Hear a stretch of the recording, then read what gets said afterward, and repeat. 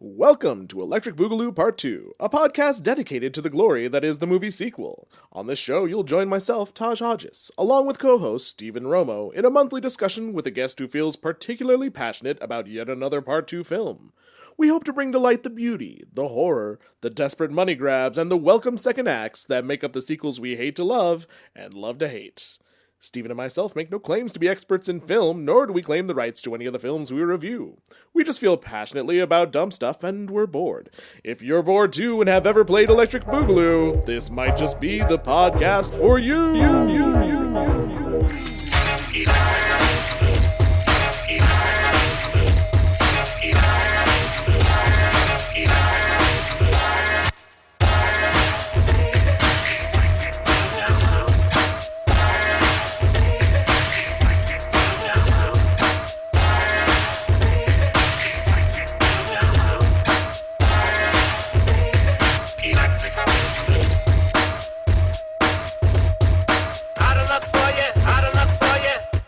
Hey everybody, welcome back to yet another exciting episode of Electric Boogaloo Part 2. With you as always, I am Tadj here to bring you what you love the most, sequels to the films that you loved as children. Yay. Most likely. Yay. I don't know. We haven't actually touched on any sequels that are relatively recent, so I feel like a lot of this show deals with nostalgia, and today Justin Miller, our faithful producer, can attest. Hi. It will be no different. Today we finally got around to one that's been on my list since we first came up with this idea. A good friend approached me months and months and months ago, asking about the possibility of doing this particular episode. But it just finally came together now. So this time on Electric Boogaloo Part 2, we present Gremlins 2, the new batch with Todd Begay. Hey, Todd, thank you so much for joining us. Before we go further, though, I'm sorry to cut you off right after I introduce you. You might have noticed we're also one other voice short today. Unfortunately, with summer schedules being what they will in Tucson, you got to make that money somehow. Stephen Yanez Romo could not join us, but stepping in and a wonderful replacement in my opinion, and also just another person that always takes care of us when we're here in the barrio doing our recordings, Miss Bethany Evans. Hi guys. Yeah, it's been this is the third time, and it's like 3 years almost. At the very least. No and way. plus on top of that, Bethany, you always tend to make a cameo. You generally are coming home while we're recording. Yeah. You've been helping out for like years now, and this is the first time you've actually been on the show. No, this is my third She was on the very official first time show. Oh, okay. as a guest on the show, but I usually make accidental cameos because I'll be coming home from my bartending shift and they'll be recording Okay. Yeah, it's in great. this front room of the house, and I'm just like, oh, hey guys, There are a couple do of what you were doing, act naturally. there are a couple of Electric Boogaloo traditions. One is that Gizmo, Justin That's our Bethany's cat. Yeah. yes, which we'll tie in with later, He tends will to come make in. something fall. And then the other one is that Bethany usually would show up because you used to work the morning Sunday shift. Yes, yeah. And so you'd show up while we're recording and it'd be like, and here's Bethany Evans. And she'd walk through and be like, I'm getting out of here. Just got off work, just See biked you home. never. Yeah. No, You're like yeah. But Robin. still. You're like the Robin to, not to Batman, but to Howard Stern. Oh, Yeah. Robin, oh, there you go. I thought you meant like the Swedish pop star, and I was like, Joe. Yeah, with the that's Y. a- Yeah. That's another Robin. I'm like, you're like but that's the Robin. one. But Sassy. Dancing on Robin, my but own why? all the Working time. for that money. Yeah. She's got an attitude. Well, you know. And I don't think you even realize this, Bethany, but I do kind of expect you to fall in as co-host today. Oh, cool. Well, I'm good at improvising, so. Yeah, totally. You guys are so good. So not to cut you off, but back to you, Todd. Todd is a friend that I met maybe a year ago now. Yeah, it's been about a year. It's been about a year. Very talented graphic artist here in Tucson. I also have known him to be a great coffee and sushi deliverer, Purveyor. of a purveyor, and some might refer to him as a Renaissance man of sorts, dabbling not me. in music, film, all the sort in one way or another. Todd, why don't you tell us a little bit about yourself and what you do here in Tucson? Well, thank you, Tadj. I appreciate that. I'm really excited to be here, especially talking about Gremlins 2. That's the whole reason why we did this. Yes. Because But we're celebrating literally you too. like, yeah, I think I was like hiding in a trash can or something, and they jumped out at Tadj, and I told him, I just screamed Gremlins 2 at him, and that started this whole thing. But yeah, so I have my own podcast. It's called Retrospectoid. Kind of the same thing, just talking about old movies or just reflecting on how those movies impacted you personally or what was going on with you when you watched it, that kind of stuff. But it is called Retrospectoid. You could find it on iTunes, YouTube, what else? Podomatic.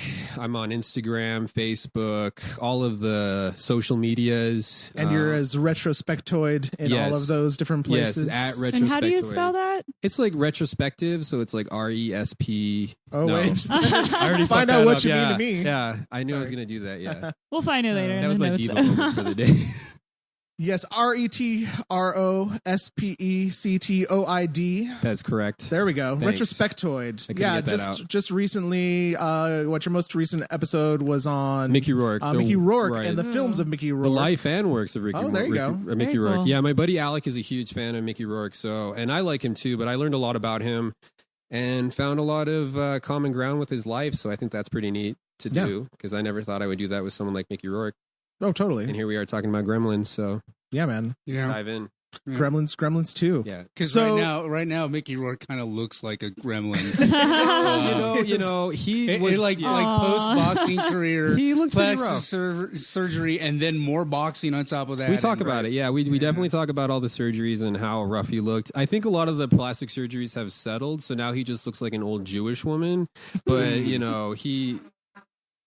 Well, I mean, you know, I think it's better than looking like a gremlin, which is what was said. That's true. That voice you hear chiming in from the side is none other than Stephanie Gershon. The voice of reason Hey, and the voice of... Stephanie.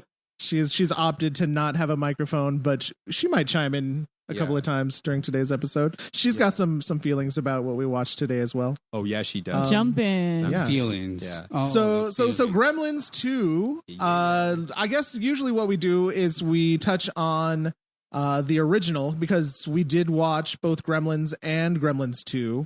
And we'll get to Gremlins 2 and kind of going through that plot line and how we feel it impacted the world of sequels eventually. But just to kind of go over where this whole Gremlins train started from, let us take you back to 1984. We've got a young screenwriter by the name of Chris Columbus who had turned in a spec script to Steven Spielberg based on his own life growing up in New York and having mice running through his apartment as a young adult and feeling like something was taking over his apartment. He never intended for the script to be made, but Spielberg loved it, loved the mysticism, the creativity. They got Joe Dante in there, who is known primarily from things like Piranha or The Explorers or The Burbs, Inner Space, films like that. Good stuff. Great director, but at that point, really more in the horror. Well, maybe not horror exactly, but that kind of psycho thriller drama area. And this is what happened was Gremlins. At this time, usually the co-host would kind of give us a general synopsis of the first movie. Bethany, would you be okay. I interested in telling that story? That's my cue.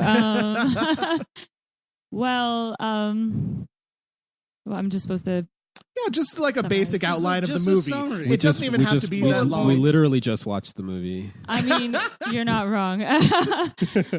Basically, this boy is given a little gremlin in a box That's by like a little his teddy bear. dad for it's Christmas, and it looks like a cross between like a teddy bear and a Furby and like a Oh, messed up like it's Cutest cute. thing ever. It is like Mickey Rourke because it's cute and but it's also kind of gross. yeah, but also kind Yeah, of also kind of gross. Yeah. and this little gremlin, he comes with instructions. His name is Mogwai, but they just change his name to Gizmo. That's another subject. Right.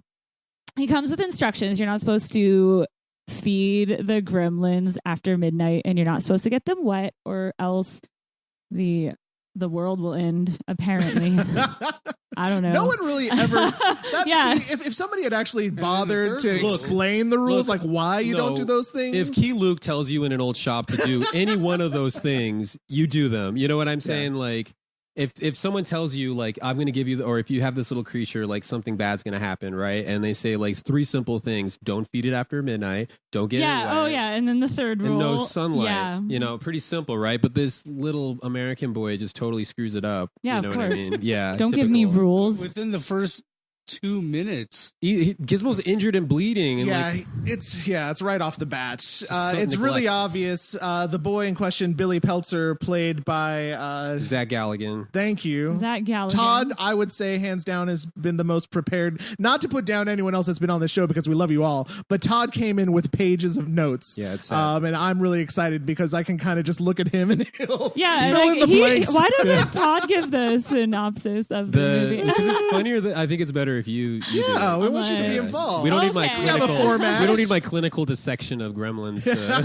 No, I think it's always more interesting for someone who didn't, because that's why I liked Romo doing it so much, because Romo wouldn't do anything. He'd come in, he'd kind of watch the movies. Well, that sounds. I can do that work ethic. Okay, so Exactly. Think of it at a Stephen Romo level of effort. Okay, that definitely helps. So inevitably, I don't even know this guy. Don't worry, it makes sense. Yeah, It no, tracks. it's funny. so inevitably, when given rules and boundaries, this punk little kid does not listen, Typical and man. all hell breaks loose. The gremlins multiply. Yes, and how? And how? Or are you saying like?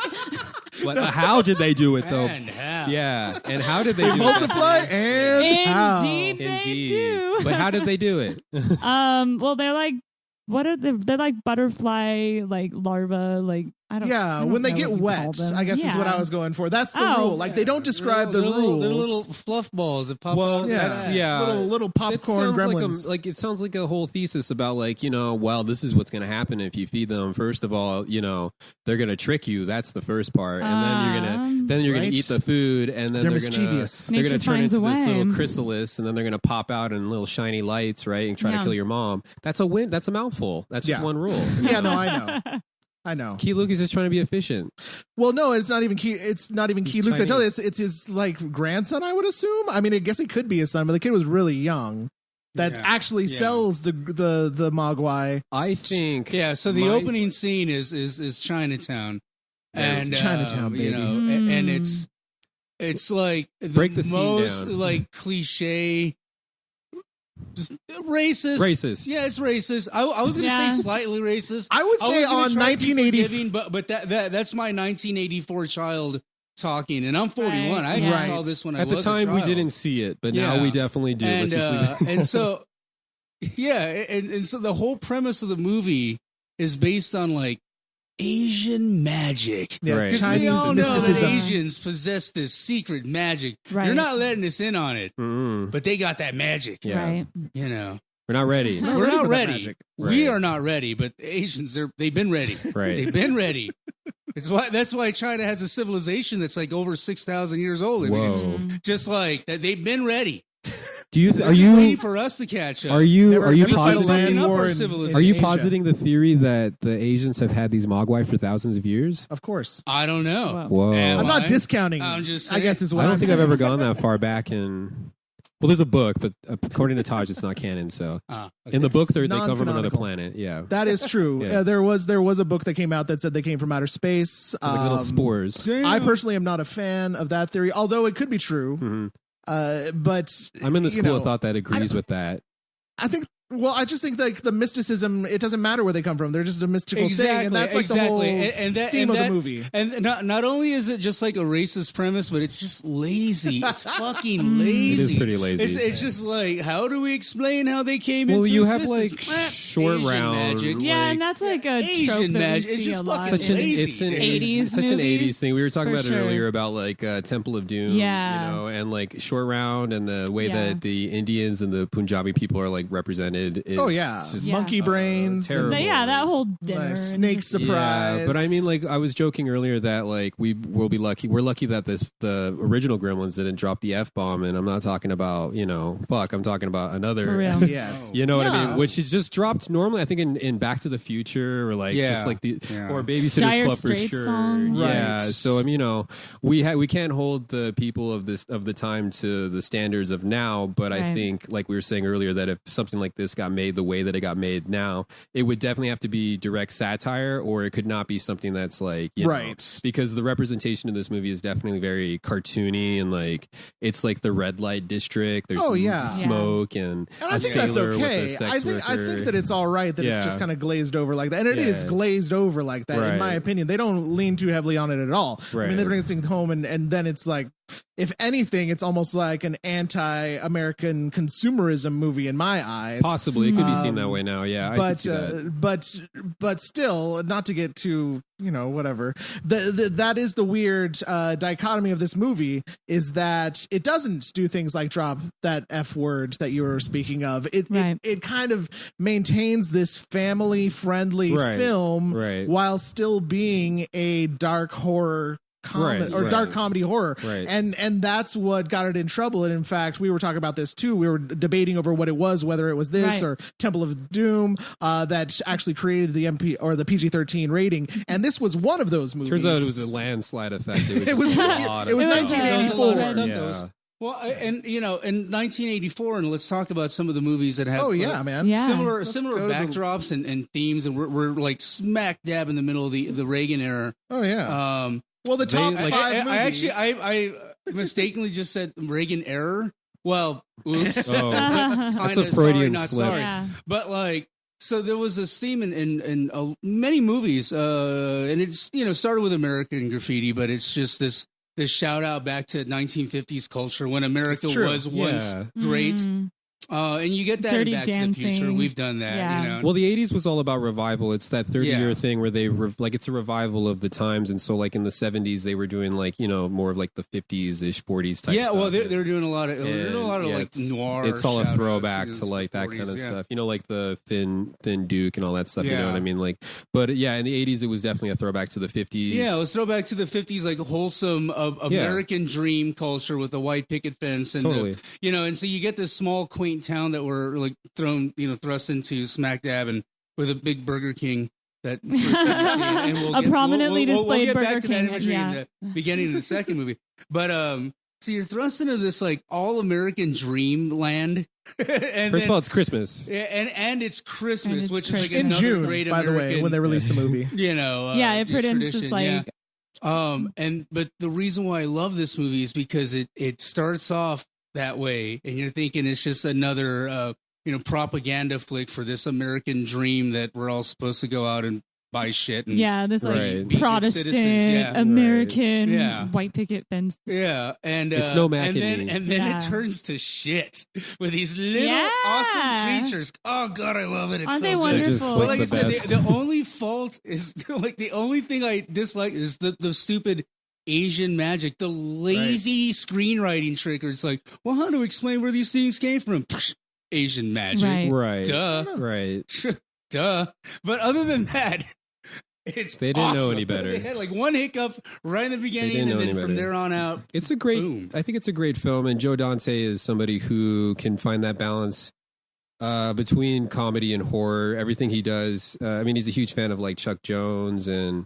You know, he likes throwbacks to old types of filmmaking. Like in the second one, Christopher Lee's in there, and he's like in the old Hammer films, and the guy that plays Gomez is in there. Mm-hmm. So it's like he likes like all the directors. They like these old things, you know, and so they do these throwbacks and these callbacks. And the way that Joe Dante is able to take this like Merry Medley's like Looney Tunes perspective to filmmaking, especially with Gremlins, and I don't know if you guys have seen The Howling, but like there's movies where like it starts off very mundane and then it just escalates so quickly into the most ridiculous plots, you know, and Joe Dante is really good at doing stuff like that.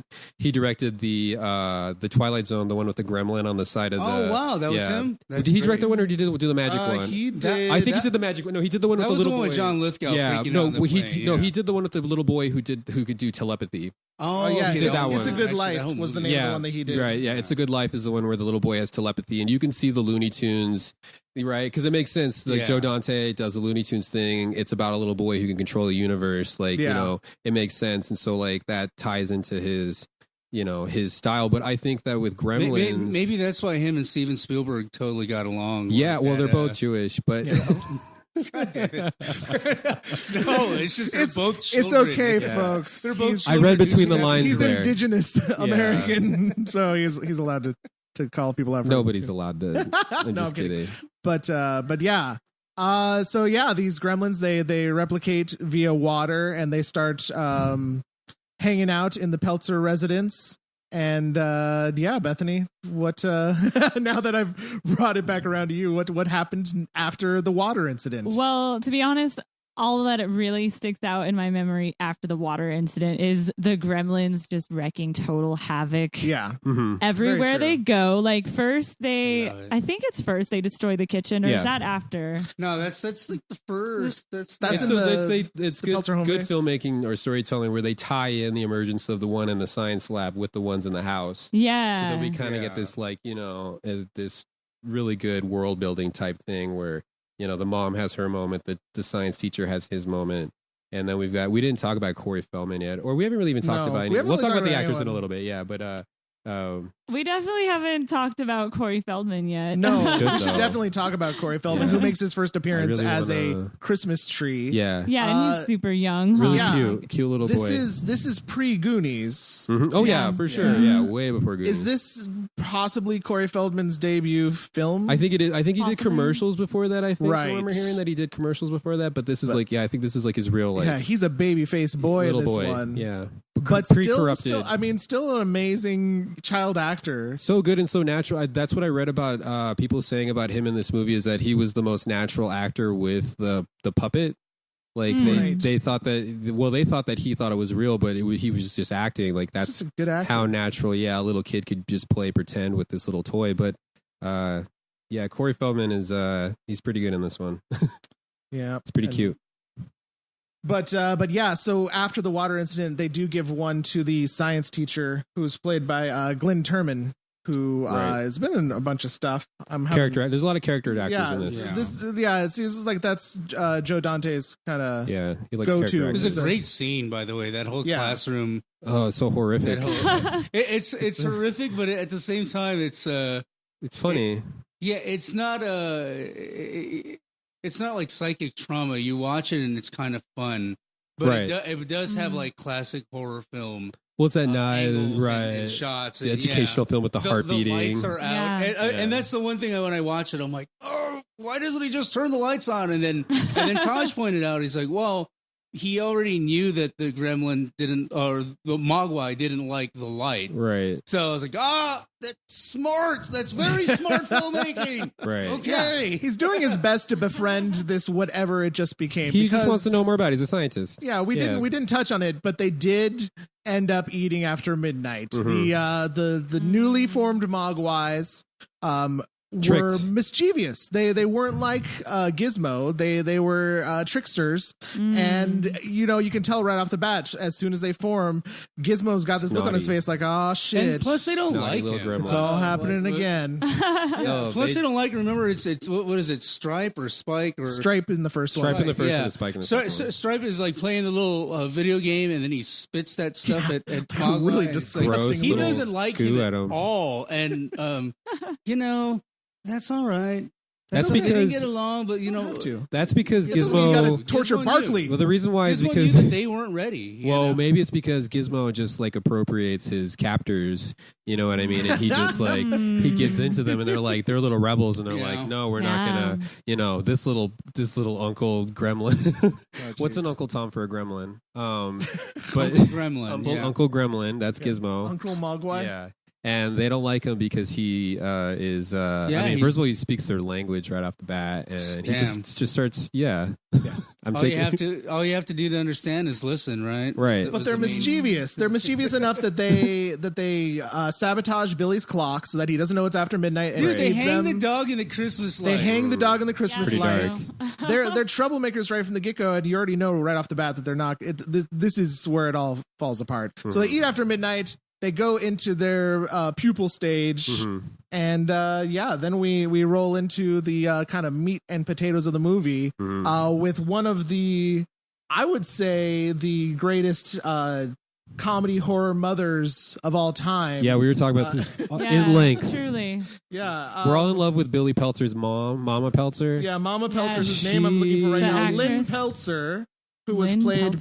by Frances Lee McCain. Yeah. Okay. Great And mom. she just, like, as soon as these guys turn bad, Immediately. Yeah. Knife immediately in flies hand. into action. Knife in She hand. she goes like full on Handles like her Sigourney shit. Weaver, Yeah. alien, Yeah, like for just real. starts wrecking shit up. Just Yeah. Well, we were And, you we were know. joking that the reason why she's so prepared for like such chaos is that Billy is such a little idiot and the dad is Yeah. such a goof that like she has to deal with these two men and kind of hold the house together. That she's like, oh, now I got to deal with gremlins.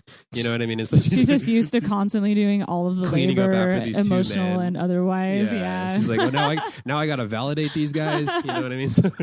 And you know, that movie does have its problems in the stereotyping of the idea of the mystical but we can Asian appreciate, or whatever. right, But yeah, at we least can appreciate it's, the empowered mom. it's a little feminist in that the mom is a badass.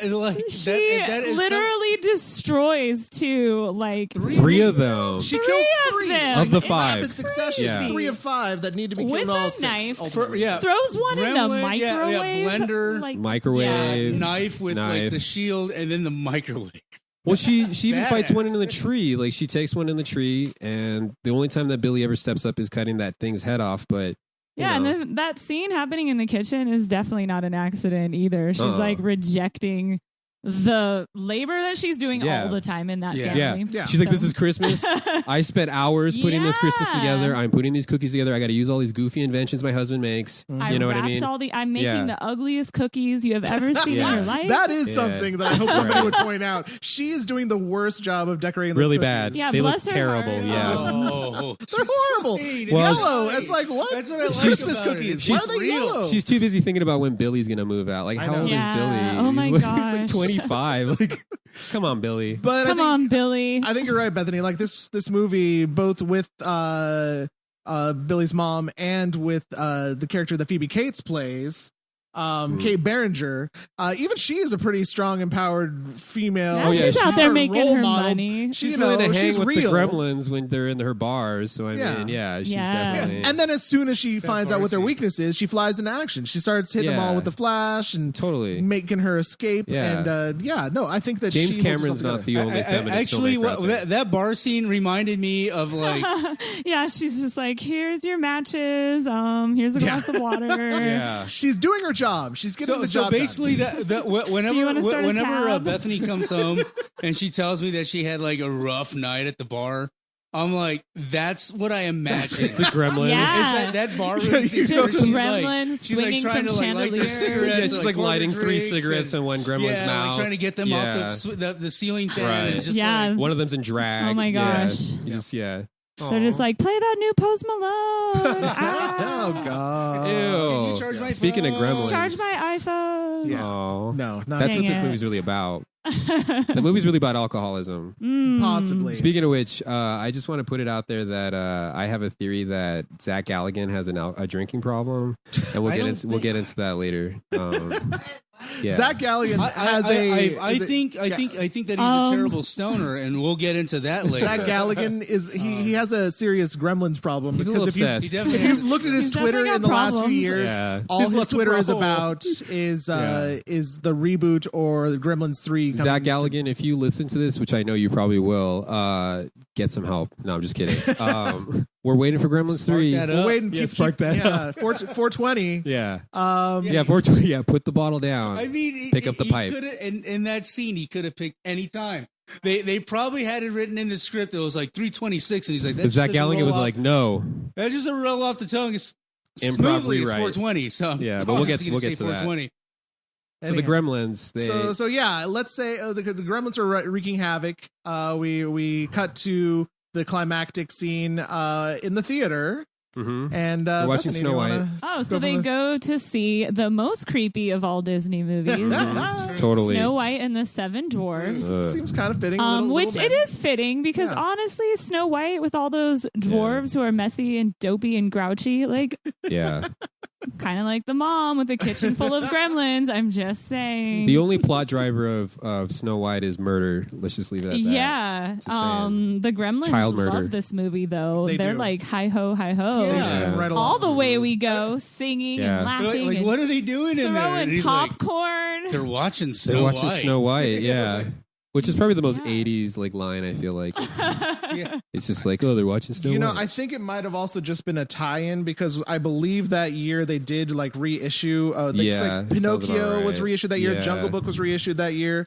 I don't know if those are at all because Wow. it's Disney. Is that at all? Again, all the affiliated with creepy Warner Brothers? ones. Maybe. I mean, there Yeah, has to be at affiliates. least. I feel like, yeah. I mean, they showed Snow White for crying out loud, so obviously Yeah. there's some kind of connection there. Yeah, But I think maybe Warner Brothers might have been. Well, Warner's is Turner, I think, right? Right. It was at the time was Turner, okay, and I think Turner was bought out by Disney, right? Or I have I don't no remember. idea. Everything's owned by Disney at this point, so we can just Pretty assume at much. some point. Yeah. Just assume. Well, It was bought by everything- Disney. Everything now is definitely Yeah. owned by Disney. Right. Don't sue us, Disney. Well, Please no, hey don't man, sue us. here's to you, Disney. Yeah. As far as I'm concerned, Star Wars, Yeah. Marvel, you're knocking Disney, it out of the can park. you just tie in You're with an Amazon evil, just so we can make it easier, even easier on our lives? so I can Please. get my superheroes delivered. Yeah.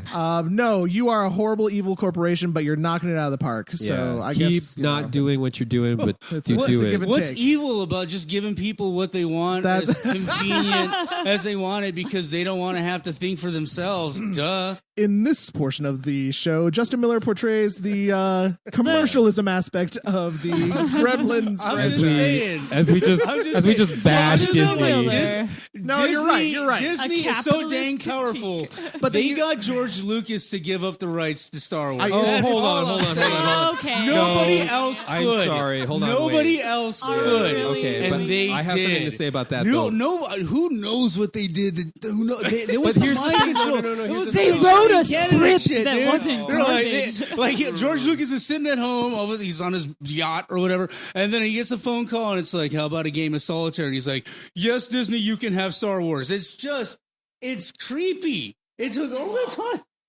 Well, Yeah. Yes. Frozen Head. From the dead. Yeah. from They the use dead. necromancy. From the dead. Well, no. Here's the funny thing about George Lucas knew that Star Wars was done. He knew that the movies were eventually just going to fizzle out, which they're doing. But he was able to hold on to them toy rights, and he is still making millions of Well, dollars, that's brilliant. and with no I mean, he risk started that whole whatsoever. racket. He has like no risk whatsoever in this, and so I think that he was, say what you will about George Lucas. I like the guy, but I think that he is he gets filmmaking, he gets the industry, I'm sure so he he's knows nice. how the process works. Yeah, Yeah. but it's just, man, Disney did some mind control. I'm telling you, Disney did some mind Well, control. they own everything now, so I know they own Harry everything. Potter. They own George Lucas's mind. I'm just Yeah. telling you, they need to get Amazon, Right. and then everything will be taken care of. We'll have a. But this isn't Happy about utopia. Disney. So, Anyways, where were we with Gremlins? Yeah, Well, they're at Gremlins. the theater. We're almost at the end of the movie. we are almost at the end of the movie. They're at the Bethany. theater, and Billy and Kate show up with Gizmo, and they hatch a plan. Actually, I think we all decided that it was Kate who's the one that says that there's a gas tank in the boiler room. She or seems something. like the only yeah. one of the two that has some common sense to her. Yeah, Right. I'm trying to think about how her speech. Her speech out of the middle of nowhere, right. we get to learn about Oh, her, yeah. her terrible past. We learned Her early on in the tragic past. movie. Yeah, so Kate that- doesn't. doesn't celebrate I'm trying to think Christmas. that how that ties into her suggestion of the solution. Maybe she was the one that had the solution all along, but she just had to let us know what was really going on with her deep down inside.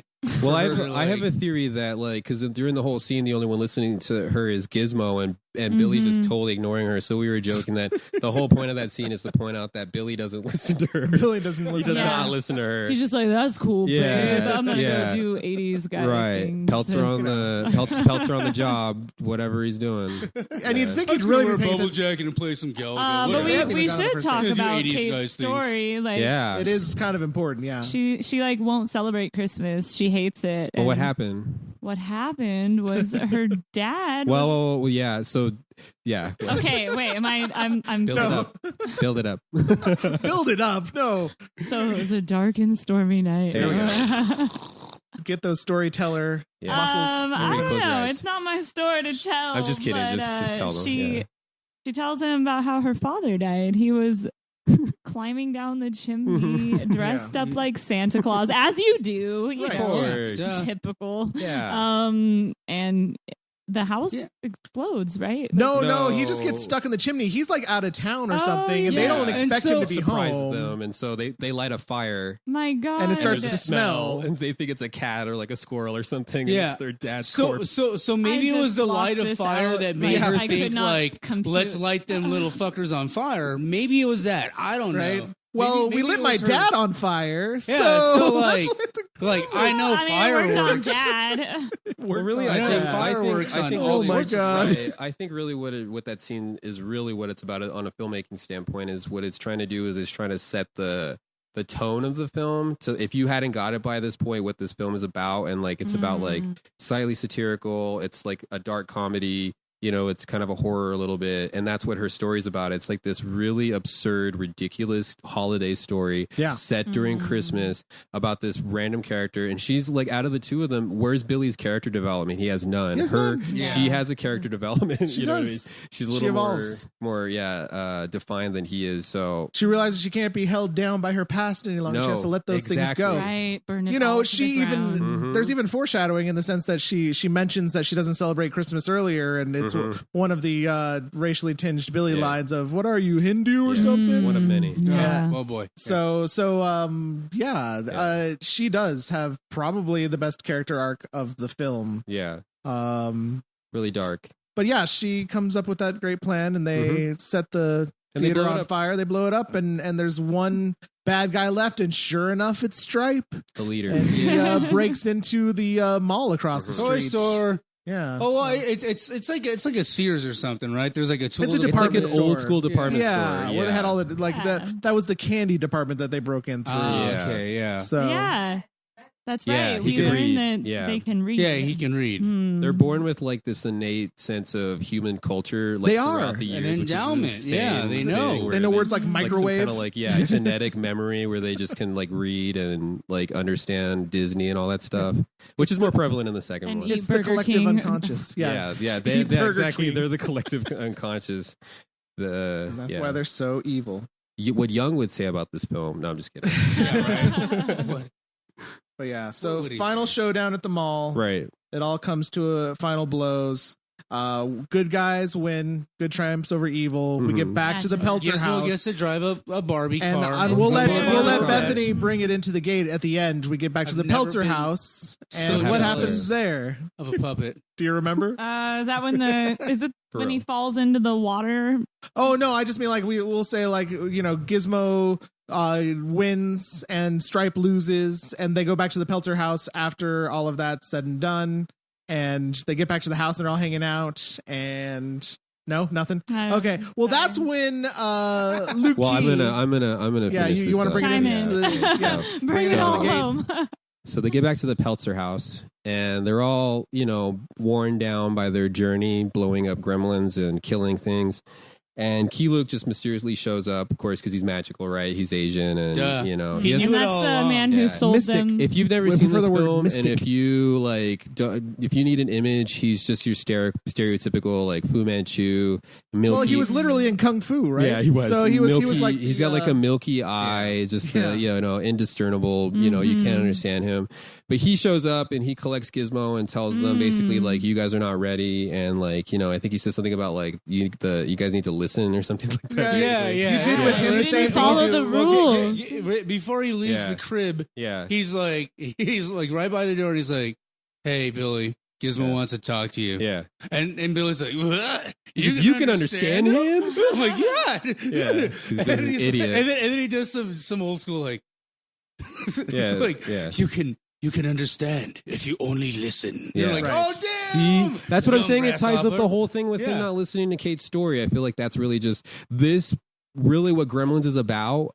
I'm going to break it down on a Freudian level. Gremlins is about like the male ego and how we all have a little Billy Peltzer in our minds, and he's a little idiot, and we shouldn't listen to him because we also have like our animus, you know what I mean? Like our Kate, and she has been beat up by the world because the world's not kind to women, and we need to listen to her because she knows what struggle and she knows what strife is about. Right. That's what Gremlins is about. And Mama Peltzer. And Mama Peltzer too, because she's, oh my God. Yeah. Her whole life is being enslaved and chained to men. Yeah. So as a man, that's what I got out of Gremlins. I don't know about you guys.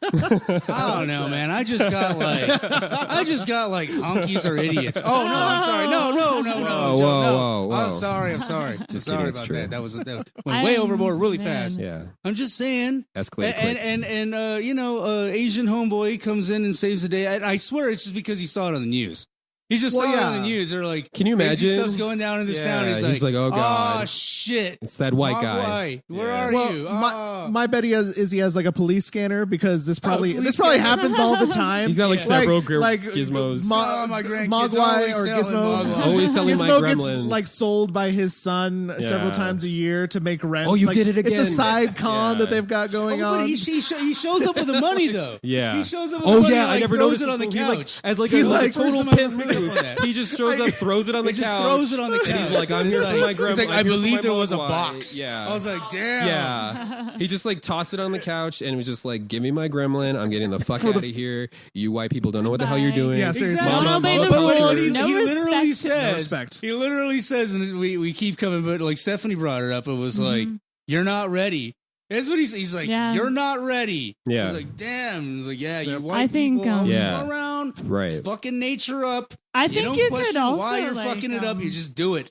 So you're not ready. You could interpret it as being like about this overall distrust of technology and modernity that was coming with that time period too. That's and what Gremlins were about originally. Absolutely, like these gremlins in technology. It's always technology that's going haywire, and like it's true. That is at the time coupled in with kind of a distrust of Asian foreign Japanese. But also at that time it was Japanese Japanese and the imposing 21st century and foreign technology and all this that new stuff. form of communication. There's so many different like lenses we can look at this through. It's true. Tell us, Stephanie. So Stephanie's going to share with us. I'll try to see if I can get it up. So Gizmo, right? He is hundreds and hundreds and hundreds of years old, right? Yes. And he has all this knowledge of humanity and the world from all that time, and he also has all that wisdom of being alive and having that life experience. So when these new Mogwais are made from him, they're like brand new.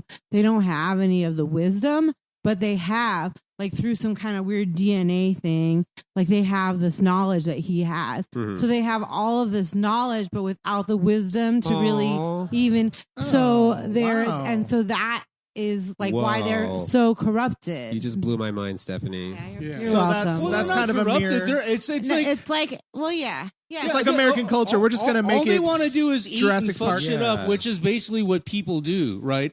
They just eat and fuck shit up. Well, that's and we have all this Like technology now. We're so connected. It's like Dr. Malcolm in Jurassic Park. We spent so much time to see if we could. We didn't bother to think about if we should. Yeah, all this could we. Well, I mean, we were just talking earlier, Justin and I were talking earlier about how, like, with the age of the internet, we have, like, this illusion of knowledge and this illusion of wisdom. And, like, it's the same thing. Like, people run around with thinking they know about electronics or thinking they know about graphic design or about, like, music and stuff like that. And they have no fucking idea, but they think they watch a 20-minute YouTube video and they can just, like, do whatever. And I think that that's a really important thing to remember is that, like, you can have the information, the raw data, but, like, what do you do? It's the wisdom that comes with that really kind of defines. Yeah, the wisdom of being able to like curate and pick that out information for sure. Stephanie Gershon bringing it all home. Well, you're not ready. We're not ready.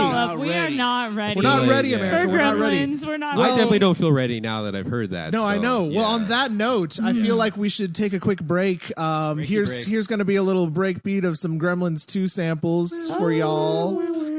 Somebody has to say that they're not excited because I am not excited. I really do not like this breakbeat with stupid samples. Did I fulfill the... That was perfect. That was perfect. Good. Excellent. So hang on to your radios if that's what you're listening to podcasts through, because we'll be right back with more Electric Boogaloo Part 2 radios. Hanging on to radio. Check it out one time, won't you? Check it out one time, won't you? Check it out one time, won't you? Check it out one time, won't you? Check it out one time, won't you? Check it out one time, won't you? Check it out one time, won't you? Check it out one time, won't you?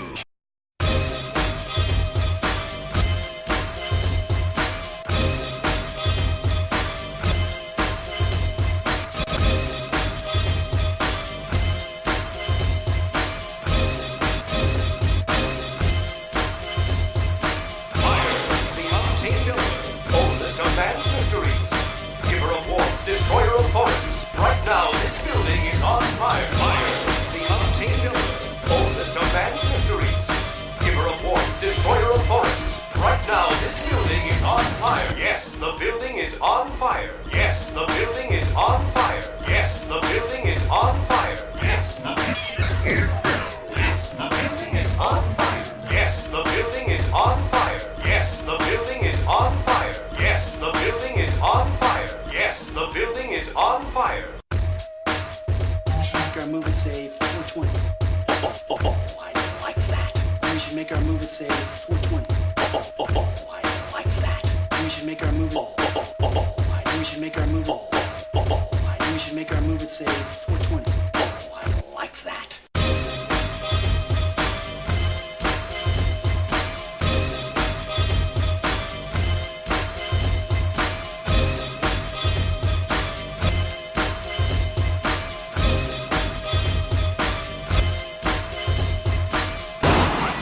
Now was that civilized? No, clearly not. No, clearly not. Now was that civilized? No, clearly not. No, clearly not. Now was that civilized? No, clearly not. No, clearly not. Now was that civilized? No, fun, but in no sense civilized. Fun, but in no sense civilized.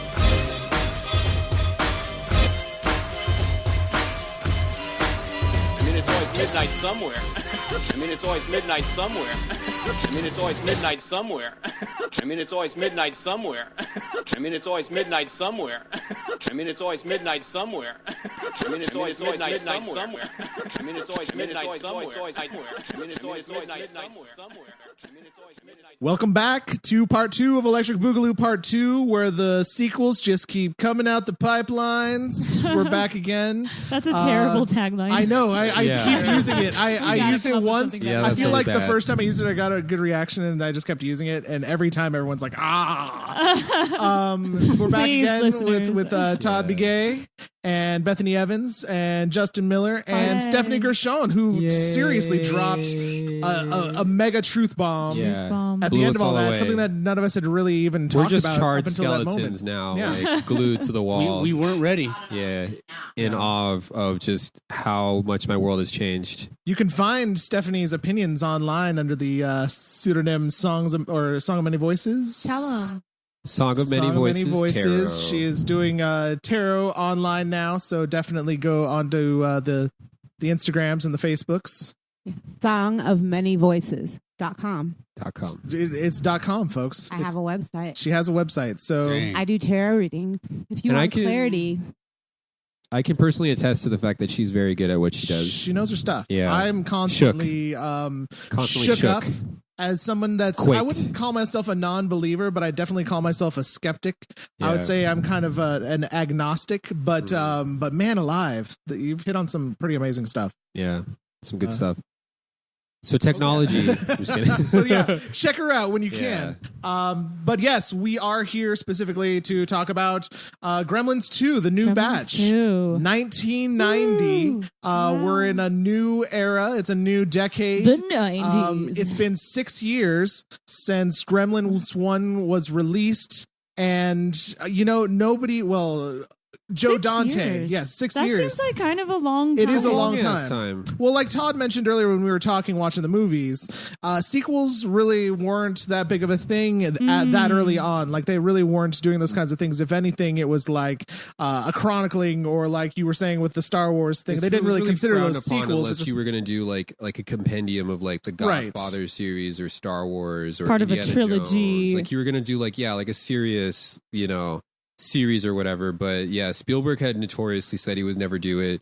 Kubrick and all the guys always said that they would never do a sequel Right. to their work. So the fact that Amblin Entertainment, Yeah. which was, Spielberg's company, was so adamant about doing this. I mean, they'd been working on it for a while, and Joe Dante, the original director, had just said no, like I refuse to do that. And the reality was they were just finally starting to tap into this concept that we can sell plush gizmos, we can sell Gremlins action figures. Oh, the like we need crossover to, we need to be potential. making some money. And I think Joe Dante was just really aware of that and was like, I don't want to Oh, see. yeah. It's he felt- definitely self-aware. Yeah. Yeah, and so finally, when he said yes, it was under the arrangement that he had full control of the film, and wow, he really took that to heart. It just seems that he really wanted to It seemed like he really wanted to give the people exactly what they wanted and what they liked in the first film. Yeah, it's true. More of the same, but bigger. And exactly, and he times that by 100. Yeah. Right. And it was all of that, and it's fantastic. Yeah. Really. In its execution, because it's still very well done filmmaking on a technical standpoint. I mean, and then, but it's just completely absurd. Absurdist horror comedy, and it was definitely a genre. But I think this really, like the whole absurdist thing. No, this is 1990, so it had already been happening. But this definitely falls into that territory. Well, the thing about this movie is that Joe Dante has said that it's his most. It has the most of him in it. Yeah, he says he prefers this one. It's his favorite film because it's his most personal film, and it's because he was given so much creative control, and a lot of that had to do with the politics of the industry. Because I had mentioned before that Dick Tracy was coming out in 1990, and they actually opened opposite Dick Tracy. And Warner Brothers was really worried about Batman had come out the year prior, and Batman was the first real successful, other than the Superman series, successful comic book film. So they were really concerned about it taking some of their thunder. And so they decided they were going to put this movie on. So they told Joe Dante, and Joe Dante said, the only reason why I'll do this is if you guys give me full control. And they said, sure, we'll give you full control. And he literally just did whatever he wanted. Right. And so every act of the movie, it escalates every single time into the most absurd film by the end of it. It's much funnier than the first movie. I think it's more like, obviously, like slapstick and like comic, cartoony influenced. Right. More comedy than horror on the horror comedy spectrum. Well, it's like you guys said, it's very self-aware, and that has a lot to do with the fact that Joe Dante really wanted to make fun of not only the first movie, but he wanted to make fun of sequels in general. Mm-hmm. And so for me, like, Meta. I think maybe it was IndieWire or somebody did a list of best sequels, and this only ranked like 25 or something like that. But I think that's like a travesty because I think that this film really is like it's like a statement about sequels. It's a statement about how like bastardized creative works get by sequels and how ridiculous they get, and like they take their work ad infinitum but Joe Dante was like, I'll do that myself. I'm going to take this to like the extreme myself, you know, as opposed to having a studio tell you that like you got to Jerry Bruckheimer the shit out of your movie. You know what I mean? And so it's like, you know, no, it's true. It definitely and one of the big themes of this film is corrupt capitalism, right? Pretty Absolutely. Much. Capitalism gone out of control in New York City, just Wall Street. Yeah, where the whole film takes place in this big building that just has everything. Tower. Everything. It has a yogurt shop with an experimental science DNA lab and a television, a cable station. With like millions of channels running shows. Right. It has like the movie starts and so this whole thing, the sequel itself is a commentary on that culture, but it also feeds that culture. It's a part of that culture. Yeah. And I think Joe Dante really did did a really smart job in addressing all of that and poking fun at it, and still cashing out. You know, it's like brilliant. It was actually kind of brilliant. If he made a wacky film that would be considered experimental. Like if this film didn't have a prequel, if this film just came out by itself, it would be the most absurd. So ridiculous. This would literally compete with like Airplane. It would be like an art film. Spring Breakers 2. You know, it would totally be an art film. I mean, it starts out with a cartoon, but we'll get to that. We'll get there. Well, the tower that Justin mentions is Clamp Tower, which is run by Daniel Clamp, played by John Glover, who I will always think of as Lionel Luthor. Oh, I thought you were going to say the evil scientist in Batman Forever. You know, well, you know, so he has it's Batman and Robin. He's the evil scientist. Or Batman and Robin. Not to be too much of myself, but it is Batman and Robin, and I've only watched that one maybe twice because I hated it so much. I'm one of those people that want to go back to past episodes and hear about my hatred of all things.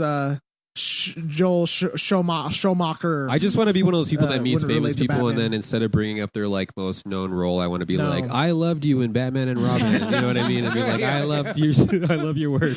One year at Comic-Con, Tucson Comic-Con, I ran into a guy that was dressed like like Batman from the original Batman. Oh, nice.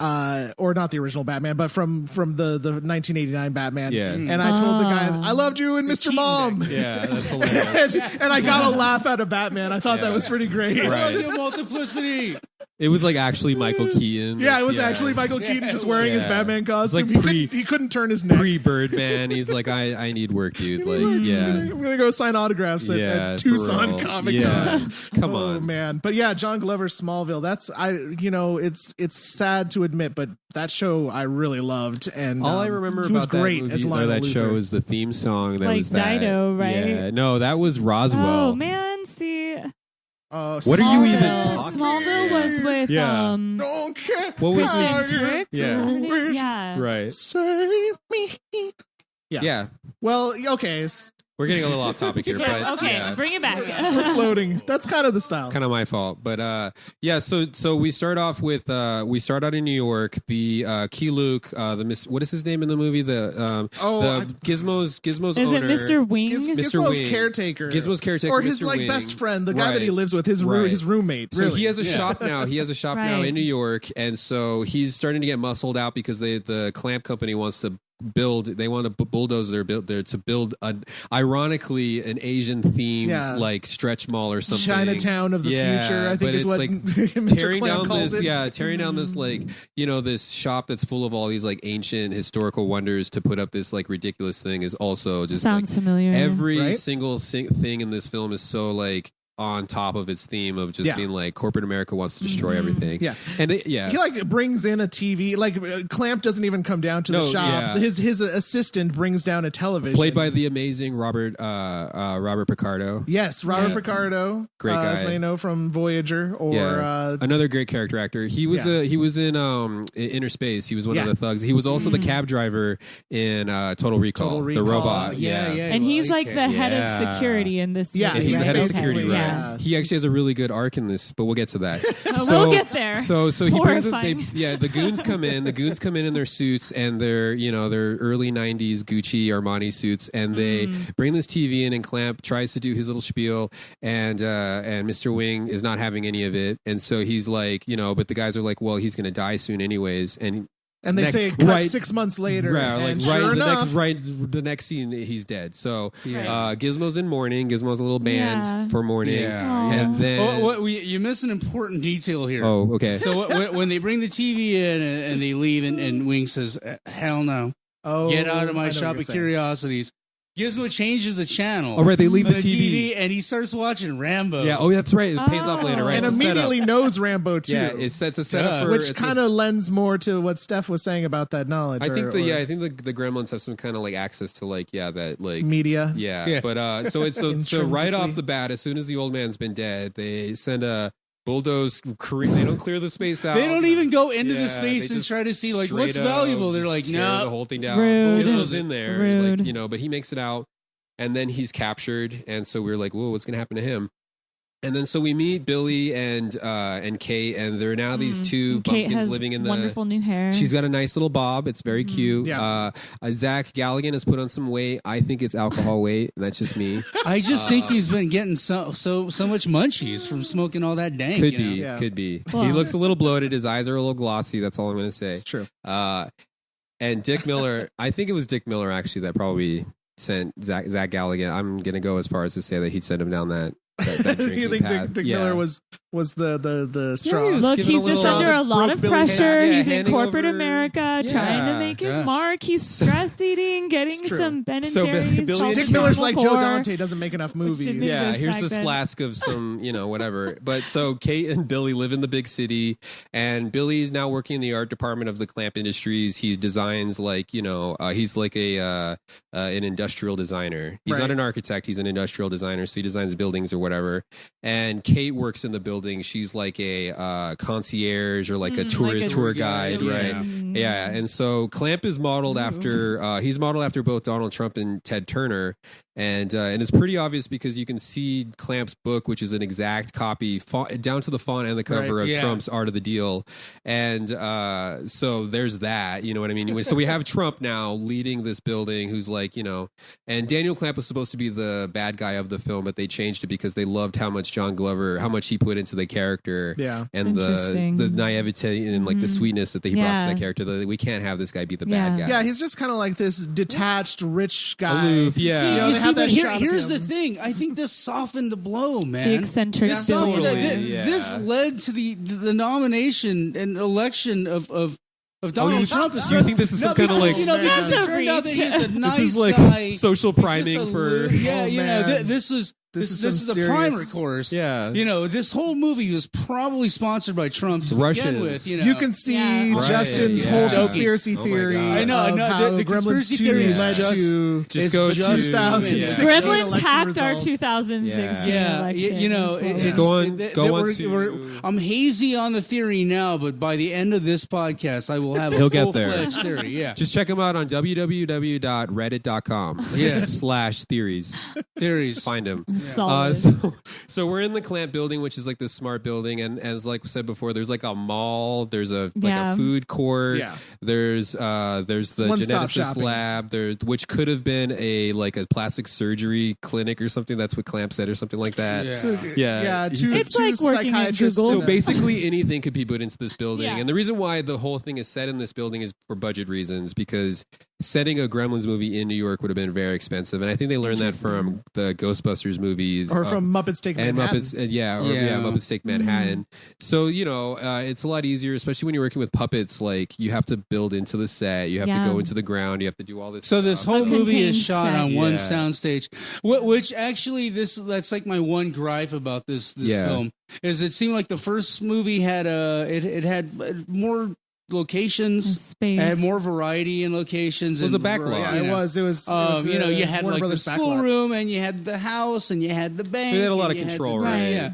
It's a little hard to do and with this, it just seemed like it was all in one. But building. It works. They do such a good job with how the art department does a really good job with the building. And my favorite joke in the movie actually is a throwaway line that the fire alarm has about the fire alarm goes off. She pulls the fire alarm, and the guy's like, "Fire, man's greatest mystery, like the sparker of whatever." And it goes on about this whole thing about fire, and it's like instead of doing this alarm or whatever, it's this smart building like doing poetically waxing about fire, but self-preservation is a must. But exactly. It's so funny. It's such a statement. And that's a 90s joke. Yeah, exactly. Yeah, it's such like a pretentious corporate America. But so we're in the building, and we learn about these different channels and stuff. And so Gizmo is taken to the geneticist lab that's inside the building, and one of the delivery guys happens to hear Gizmo's little song that was from the first one. Does someone want to sing it? Oh, wait, I shouldn't whistle into a mic. Yeah, YouTube it. Look it up. That just happened. Man, this is great. There you go. Sounds just like that. So anyway, this delivery guy... I'll auto-tune that. Yeah. Please. I'll auto-tune that in post. And remix.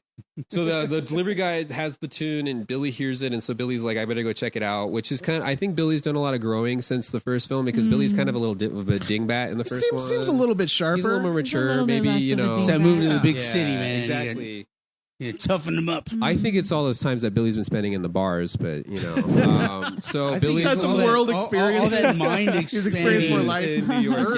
Waking up in alleyways. So Billy goes and checks it out, and he finds Gizmo there, and they kind of team up. And Billy ends up leaving Gizmo in his office because he needs to do his work stuff. Gizmo's been tested on, as a. Yeah, so Gizmo's been kind of tested on, and they have this cute little scene where Gizmo gets to dance, and it's probably my second favorite. Well, it's not. It's one of my favorite scenes in the movie, but so cute. Yeah, it's literally just a chance for it for to show how cute Gizmo is. So cute. Yes. If you hadn't already been made aware, Yeah, I mean, if you weren't already Watch. aware that this He's is the adorable. cutest creature ever in existence, Totally. And the thing about they're like, let's play some old boogie woogie and have him do a dance. Just do a little scene. dance, yeah. But the thing about Gizmo too is that he got like so much more cuter in this one is because we didn't really talk about Rick Baker became the main creature effects guy right? for this film, and he is somebody he's an artist. And, Yeah, he does a lot of It cutesy stuff too. shows. Like he did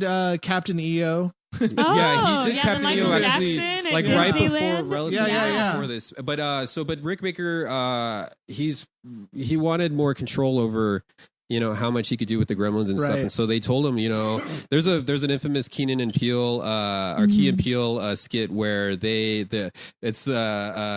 it Key or is it Peele? I don't remember which one is which, but one of them comes in and he's like this flamboyant, like company I'm pretty sure exec. it's Jordan And Peele. they're having this like round table trying to figure out ideas for Gremlins 2. And this guy's kind of dressed like Joe Dante or Steven Spielberg.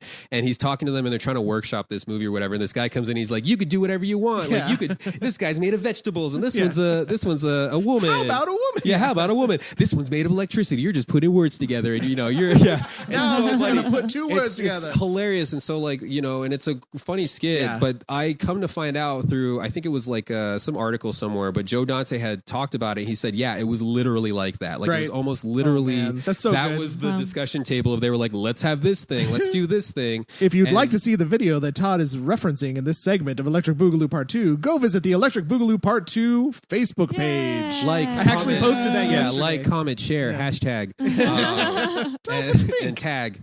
But yeah, also at Retrospectoid. Do a little plug there, and a song of many voices. All right. Just plug everybody. So yeah, I forgot what I was talking about. You start talking about my podcast, and I just start talking. Well, but, no, you were So talking they're gonna about go to the- my site, give me a right, credit so card Gizmo was number.com. redesigned, and he's a lot cuter now. Yeah. And he gets a lot more emotions in his little face. He has eyelashes. Yeah, he's a little eyelash. He's cute now. You know what I mean? And so when he gets water put on him, like, and we were talking about this the whole time. Like, Gizmo just has a really rough go of the entire movie. He's just abused Poor Gizmo through the whole thing. Like, you know, and the thing is, like, he's like a victim of consequence, and a lot of that consequence is like because of human beings.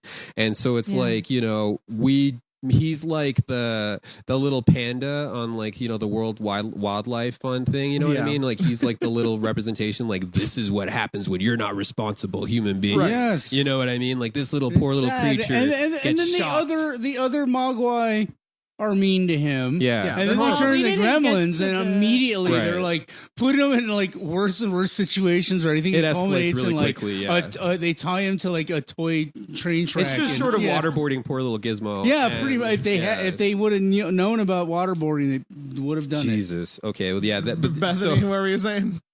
Oh, We didn't even get to the what now? was I saying? No. But we didn't get to the other Mogwai yet, did we? Well, we're getting No, there. So we're getting there. Gomez Adams. Yeah, so rolls Gomez into the Adams. picture. That's another thing. Joe Dante has like so many references in this, and the janitor is played by I can't remember the name of the actors right off the top of my head, but he plays Gomez Adams in the original Adams Family, and he accidentally launches some water on Gizmo. Gizmo gets wet. Several gremlins go flying out of him. Two of the gremlins are modeled after the two characters from Of Mice and Men. One of them is called Daffy, and he's the goofy one that's supposed to be modeled after. Yeah, That's they have interesting. names and everything, and like character. Yeah, and backgrounds. so Mohawk, immediately right? at this point, Stripe. Yeah. immediately at this point, like Spike. if you didn't notice that Gizmo was cuter or more lifelike, Yeah, and they're like, showing here's full some body ugly body ones. now. Now they have like now you realize that the puppeteering has gone up a notch. Yeah. and each Oh, of the that's true. Mogwai have completely different looks and different personalities, like right off the bat. Yeah. Whereas before, I in the first Gremlins film, they had to give one a mohawk. Well, and the that thing- and that yeah, was the bad guy. totally. You know, Well, it's right. like Well, the original puppets in the first one, they were all from the same mold, so they were literally all the same gremlin, literally. Yeah. But like in this one, like some of them had different. Some of them were brown, some of them were green, some of them were different colors. So like, and so the original ones were the two from A Mice and Men. There's Daffy, the goofy one, and then there's Spike, who's the mean one, and you can tell he's mean because Right off the bat, he is evil. He's sharp little teeth, AF. sharp little nasty teeth. Evil. Yeah, He's like, evil. yeah, I would not want to mess around with this girl. Yeah, so There's 5 of them, right? Not in this one. No, there's only 4 in this. So there's 4 originals. Right. Okay. Well, there's just so many at some point. Yeah, exactly. So they throw Gizmo into a vent and they take off and they go do. to the food court, right? Yeah, they go to Penguin's Frozen Yogurt. Yeah, frozen yogurt. And if you didn't know that this movie Froyo. was set at some point in the late 80s or early 90s, there's some Froyo. And this is not early 2000s Froyo with your Asahi and your cacao. This is like with the M&Ms and the Skittles. Peanut butter and cups. Are those all natural? Yeah, the syrupy fruits and stuff. Yeah. So the TBCY good stuff. And mall culture. But sugar-free syrup, though. Yeah. But so they go and they end up eating some food and they scare a bunch of people and then they get into their little cocoons. And Billy and Kate are trying to freak. Billy sends Kate to go get Gizmo, and she ends up getting one of the bad Mogwais, and she takes him home. Daffy, the little goofy ones with the little crazy eyes, and she takes him home, and eventually, she thinks he's Gizmo, right? And that's the whole thing. Is I think that I was saying earlier that I think that the reason why Kate doesn't really think that it's Gizmo is because she's just so over what had happened to her. She's just like, I'm done. Oh, I'm gonna deal. Yeah. Oh, really? You want me to deal with this thing? You know what I mean? It's like, I mean, I can imagine it's probably hard being Billy's significant other. She had to move on with her life, man. She had to leave that behind. Close that door. Did you see their apartment? Yeah. So she's just kind of like over it. Yeah. So she's like, okay, I'll feed this thing. It's being a little turd, you know what I mean? And like it's throwing food and dishes at her and stuff. She's like, I'll deal with this. You know, in light of all the other crazy things that Billy has made me do, this is really not that big of a deal. You know what I mean? So she's like, whatever. So Billy shows up and he's like, this is not it. They go back and then they just start trying to warn as many people as possible. First, they try to break in and they try to handle it low key. Well, all they really wanted to do in that scene was turn off the water main to prevent future gremlin replication. Right. And because the building is so high tech, they're found immediately. Right. And, some kind of inept security guard comes down. Oh, that guy was so familiar, though. He's been in a lot of stuff. He's also another character actor. Yeah. So I think he doofy. was in Blank Check. I think he plays the limo driver. He plays the limo driver. I like that's your reference point. Blank Check. That's another guy. Yeah. If I meet him in public, I'm going to be like, yeah, it's that a great movie. Is great. Oh my God. Too bad Blank there's not a sequel to that movie. Am I right? But so the security guard, the little gremlin bites the security guard and just runs off. And then the gremlins are all up in the pipes and they're gooing around and Gizmo's in the vents wandering around. And then he makes his way back to the gremlins. What else happens? The gremlins get out and they're just running amok. And they end up on the TV set of a cooking channel. And this is where the movie gets really prescient because when I was a kid growing up, my mom had a satellite, so we've had satellites since the late 80s, not common amongst a lot of people. Right. But, like the huge satellite dish. Yeah. And so I know about a bunch of channels, but that's not something that's normal for a lot of people. You know what I mean? Yeah. So we didn't have that as being in the cultural norm with a cooking channel. Like a cooking channel, exactly. A cooking channel, these different channels. So it was like, and so anyway, he ends up on this, I think it's microwaving with Marge or something like that. She has like this whole setup of all these microwaves and there's her a comically large pot, which is right in the middle of it. It's Chekhov's pot in the middle. I forget what it's called, but it's like an animation, when you see like the highlighted point of a cartoon, you're like, something's going to happen there. That's right. That's where pot. the cave entrance that's is. Pot. Yeah, exactly. They had keyed it in for something happening. But so her whole thing too is that she's drinking on the job. She'll put a little bit in the thing. And I guess it's maybe a reference to like the Frugal Gourmet because he used to do that a lot. Yeah. But anyway, so what was the woman's name? The one who cut her hand. That's Julia Child. Julia Childs, yes. Did she drink? I don't know. She bled a lot. Like her blood was thinned with alcohol when she cut it that one time. Yeah. But anyhow, I'm throwing if we're starting rumors about people's alcoholism, I guess we might as well throw her under the bus. Julia too. Childs. Yeah, huge clean it up. boozer.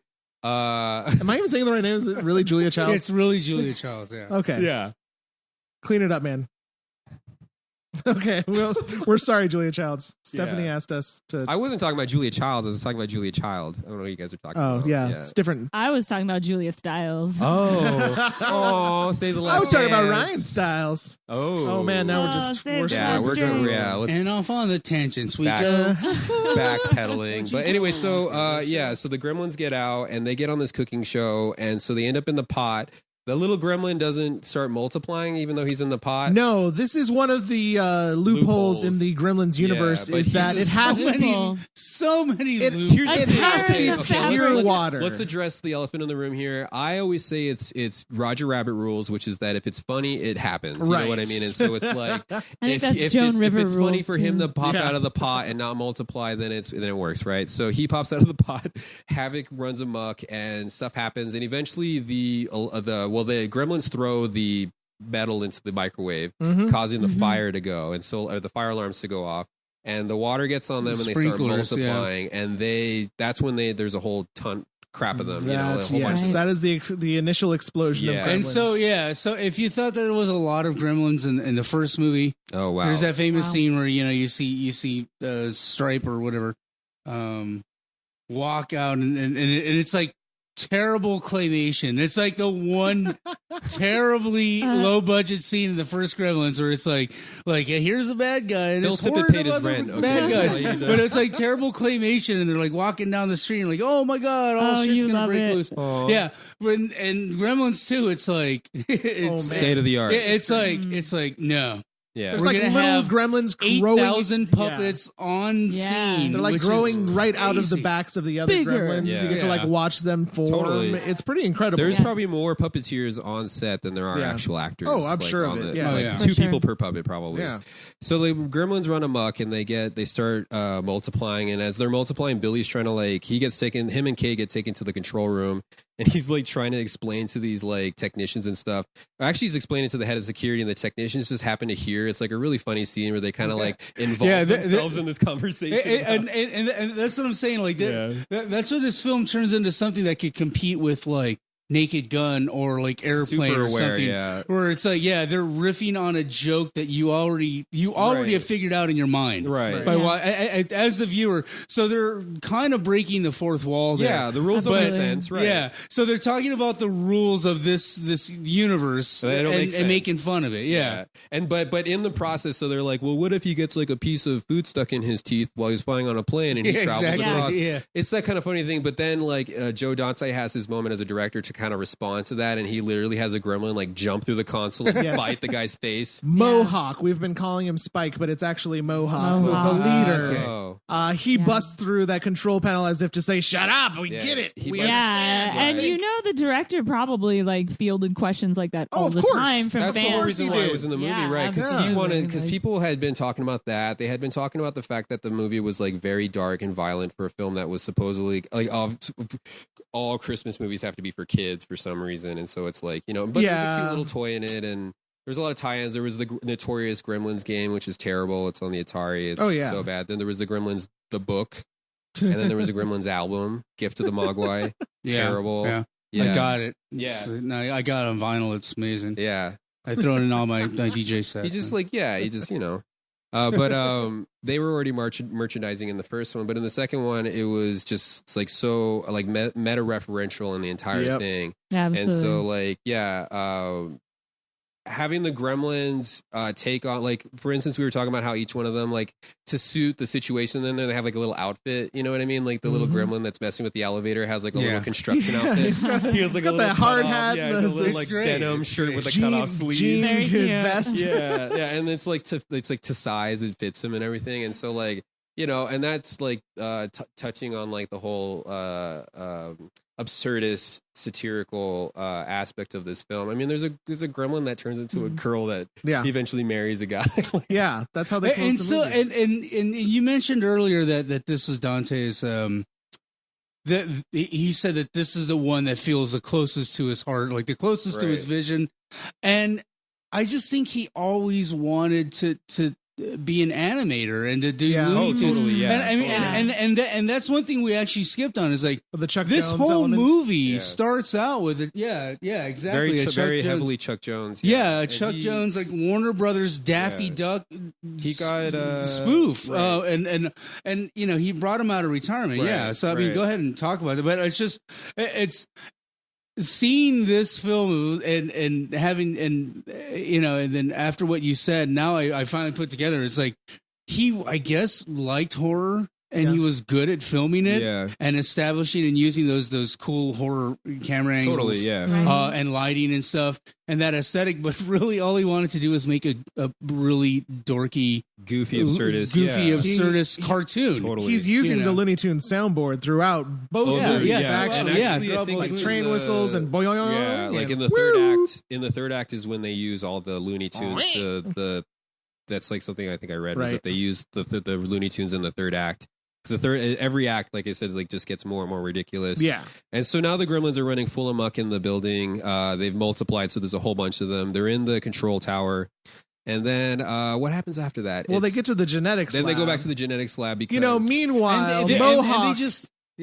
meanwhile, Mohawk has been torturing Gizmo to no end. They just keep cutting back to it. He's thrown him into the copy machine with the bright light flashing in his face. Yeah. That's waterboarding. He's been applying and ripping off Velcro. He's put him on Velcro on his little mogwai furry body. So he put him on the train tracks and ran a toy train into him.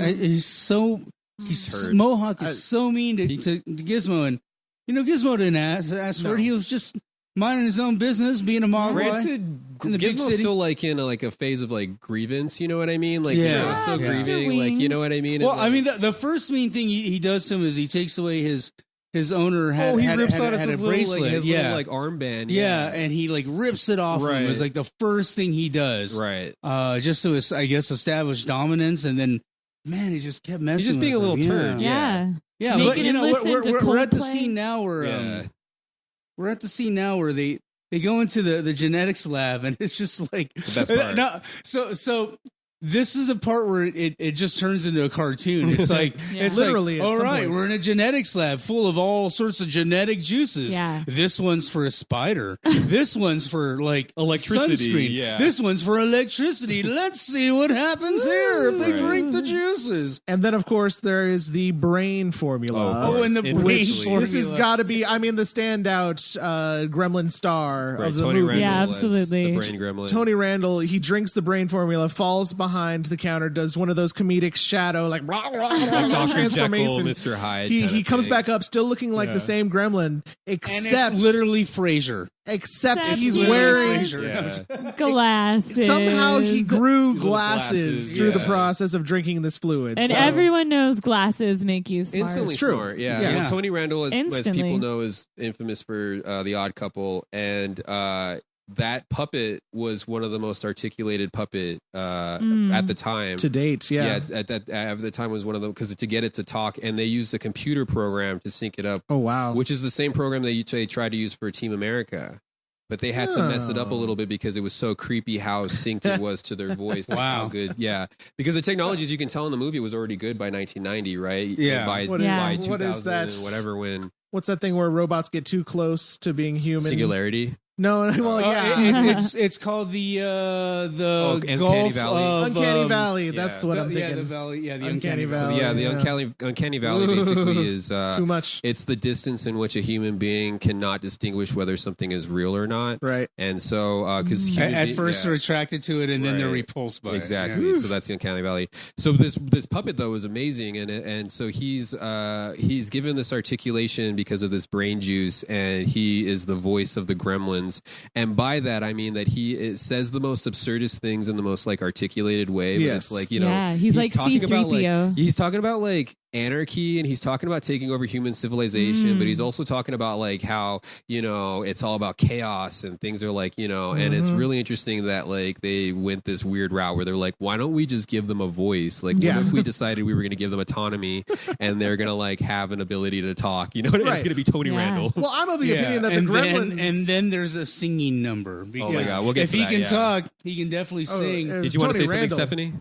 You don't have Tony Randall come in if he isn't going to sing a song.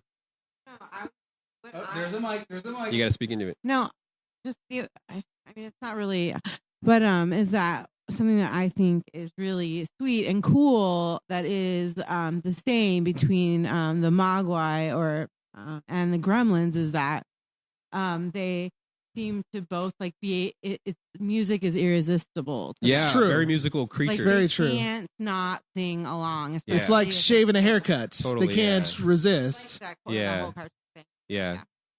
That's really interesting to point out. And I think it also talks to the fact that the little gremlins are caricatures of human nature. Yeah. And we as human beings are very musical creatures.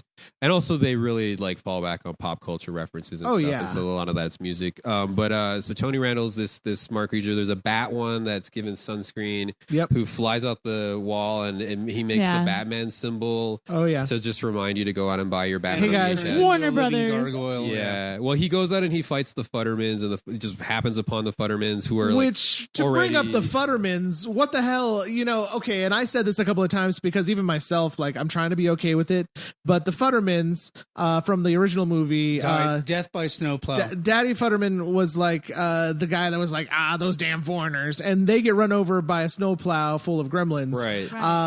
No one ever says that they died, but they got run over by a snowplow. Heavily implied. And then, the Futtermans are here visiting New York, and I don't know. It's just remember the Futtermans? Right? You know what I mean? Here they are remember again. Key Luke? We have to bring the wacky guy into these? it. Well, the dad, Hoyt Axton, who's a very talented man, he was supposed to be in the second one. He was supposed to be in a scene where he made some kind of stupid little invention for Gizmo to go out in the sunlight, but they just never shot it. And Hoyt was already having some health problems at the time. But yeah, so that's the reason why the Futtermans come back, and also because what we talked about earlier is Dick Miller, who plays Mr.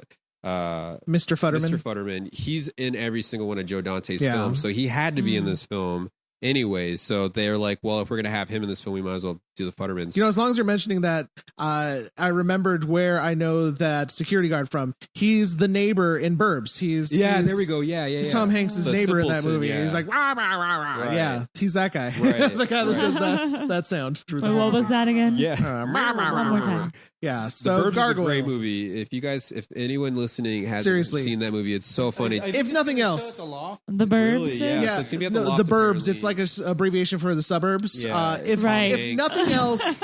If nothing else is taken You from don't this, say. watch Joe Dante's The Burbs. It's definitely worth so checking good. out. It's so funny. He's a fun director. He has a great kind of off-kilter way of filming. It's like that's a sleeper awesome. hit where, it's really, you wouldn't think it's really that great, and then you watch it and you're like, wow. But I think it really owes to Tom Hanks. He's like Turner and Hooch level, like Tom Hanks. So What? Joe versus the volcano level. Just He's kidding, definitely joking, Joe joking. versus the I'm volcano joking. level of Tom Hanks. Joking. I love that movie so much. No, I love Joe versus I'm the all volcano. about You've Got Mail, Tom Speaking Hanks. of which, I watched that movie. Sorry to bother you. I was totally let how down. was that? I did not like that. It was not. It was so totally confused and just like all over the place. How is that connected? I'm just wondering how you made that connection. So what, Tom Hanks. I'll take well, irrelevant let me- topics for 100. if I Just could kidding. get there. So no, I really wanted that movie to be the new Joe versus the volcano, and it just wasn't. And I love Joe versus the volcano, and I think that also is. I forget the name of the director of that one. It's boy, I forget his name. But that's his most personal film. Really? And yeah. So I guess to get back to Gremlins, but Gremlins 2, the flying one attacks the Futtermans. He ends up becoming a gargoyle. They take off and they're trying to figure out what to do.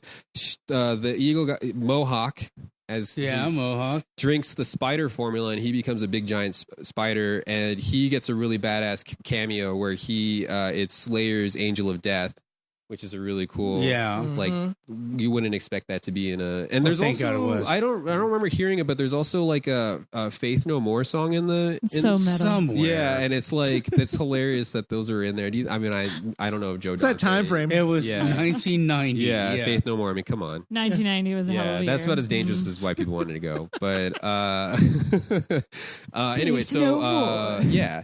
So the Gremlins, Rick Baker got his contractual, agreement to design all these wacky Gremlins, and so there are all these, and there's a Gremlin that turns into a female, and she's an electricity gremlin. Yeah, and there's an electricity gremlin who's like rotoscoped a vegetable gremlin, and I honestly believe that was just like we were saying earlier that like well, what if they were like in the food court and they're like eating a salad and all of a sudden a gremlin popped up and his face was made out of vegetables? You know what I mean? And it's like, it's totally let's worth put it in the And movie. you know what? They put it in the movie because that scene totally happens. Yeah. The vegetable gremlin totally pops out of and a it's salad cool bar. because like the gremlin's ears, I think, really lend themselves into turning into they look vegetable like leaves of lettuce. leaves. Yeah, and I like think his you're face. right. It's a really good. No, they did a great job of making a gremlin and we made have out to of take a vegetables. moment to really Seamless. kind of talk about like the tangibility and the tactile nature of practical effects. You know what I mean? Right. Like how Yeah. important that is for a film, As and, opposed to like CGI. right? And, Yeah. and we were talking about how Zach Galligan is like really big on trying to get Gremlins 3 made, and although they've been promising to do Right. practical, they always promise that, and the studio steps in and throws in all this computer graphics, and if that happens, I'm totally like I'm not on board with. Yeah. Yeah, I No, agree. my You know what I mean? argument was that there have been interviews with Chris Columbus saying, yes, we're going to shoot primarily practical if we do Gremlins 3 or Right. Gremlins reboot, and all the CGI would be to, erase But wires. They said that and, with the new Jurassic World. They said that It's with true. the first Jurassic Right. World. They said that with The Thing. They said it with all these No. movies where it was like, oh, we're going to do a throwback or whatever. The last movie I saw that was a real throwback was The Void. I don't know if you guys seen that, but that is like a body horror throwback, and it's Yeah. so gross. Not a Really? great film technically, like on like a story standpoint, because it's like really all over the place. But like if you like body horror, go watch The Void and watch it at I night. will. It's really good. I think Guillermo del Toro's been really nailing it at the practical effects too, yeah, as for far sure. as And Oh, so like, these gremlins Shape of are Water. really Yeah, well. Yeah, Shape absolutely. of Water. Yeah, Doug Jones is amazing as the Fishman in that, and the effects. So yeah, like Rick Baker got his chance to design all these really cool gremlins. They run amok. They're popping out of salads and this and that. And Gizmo has entered the room Gizmo for the his cat. as in the Yeah. cat. the cat Gizmo. Yes, Yeah. Gizmo the Mogwai has just entered the room. Yeah. Well, We so, also don't feed him after We're at the midnight. point now where Gizmo the Mogwai actually does something. He turns into Rambo. Well, he starts like, he's after the train event. He's like, I'm done with this. Yep. Yeah, And he's had enough. It's like that J-Lo movie, you know what I mean? Enough or whatever it's Oh called. yeah. Yeah, Where she's yeah. doing like the Yeah. sit-ups with the weight, you know what I Yeah. mean? Like, Mhm. that was Gizmo. The montage. We get kind of a Yeah, fragment. and he actually Yeah. does have. Well, he doesn't have, but he has a couple of cutaway. Like cutaways, It's a yeah. fragmented a couple montage. of cutaway Yeah. gear up Yeah. scenes Totally. where he's like Yeah. training to be a badass. Right. Yeah. Which, by the Yeah. way, was all of Batman versus Superman. Basically, like the entire Batman portion of And Batman. much more versus- entertaining. Yeah, it was much more entertaining. It was just Yeah. Ben Affleck lifting weights. Ben Affleck. Oh my god! Ben Affleck. We Just so won't he even just- go into that Just so atrocity. you I get love into it. a fat suit. Those, Just kidding. those are called gear up scenes. If you, Yeah. It's just the lingo. It's the Hollywood lingo. It's like, Yeah, man. well, what are we going to do? We can't show Batman doing anything because there's already been 18 Batman movies already made, and we always do the backstory. What are we? Oh, just have Ben Affleck.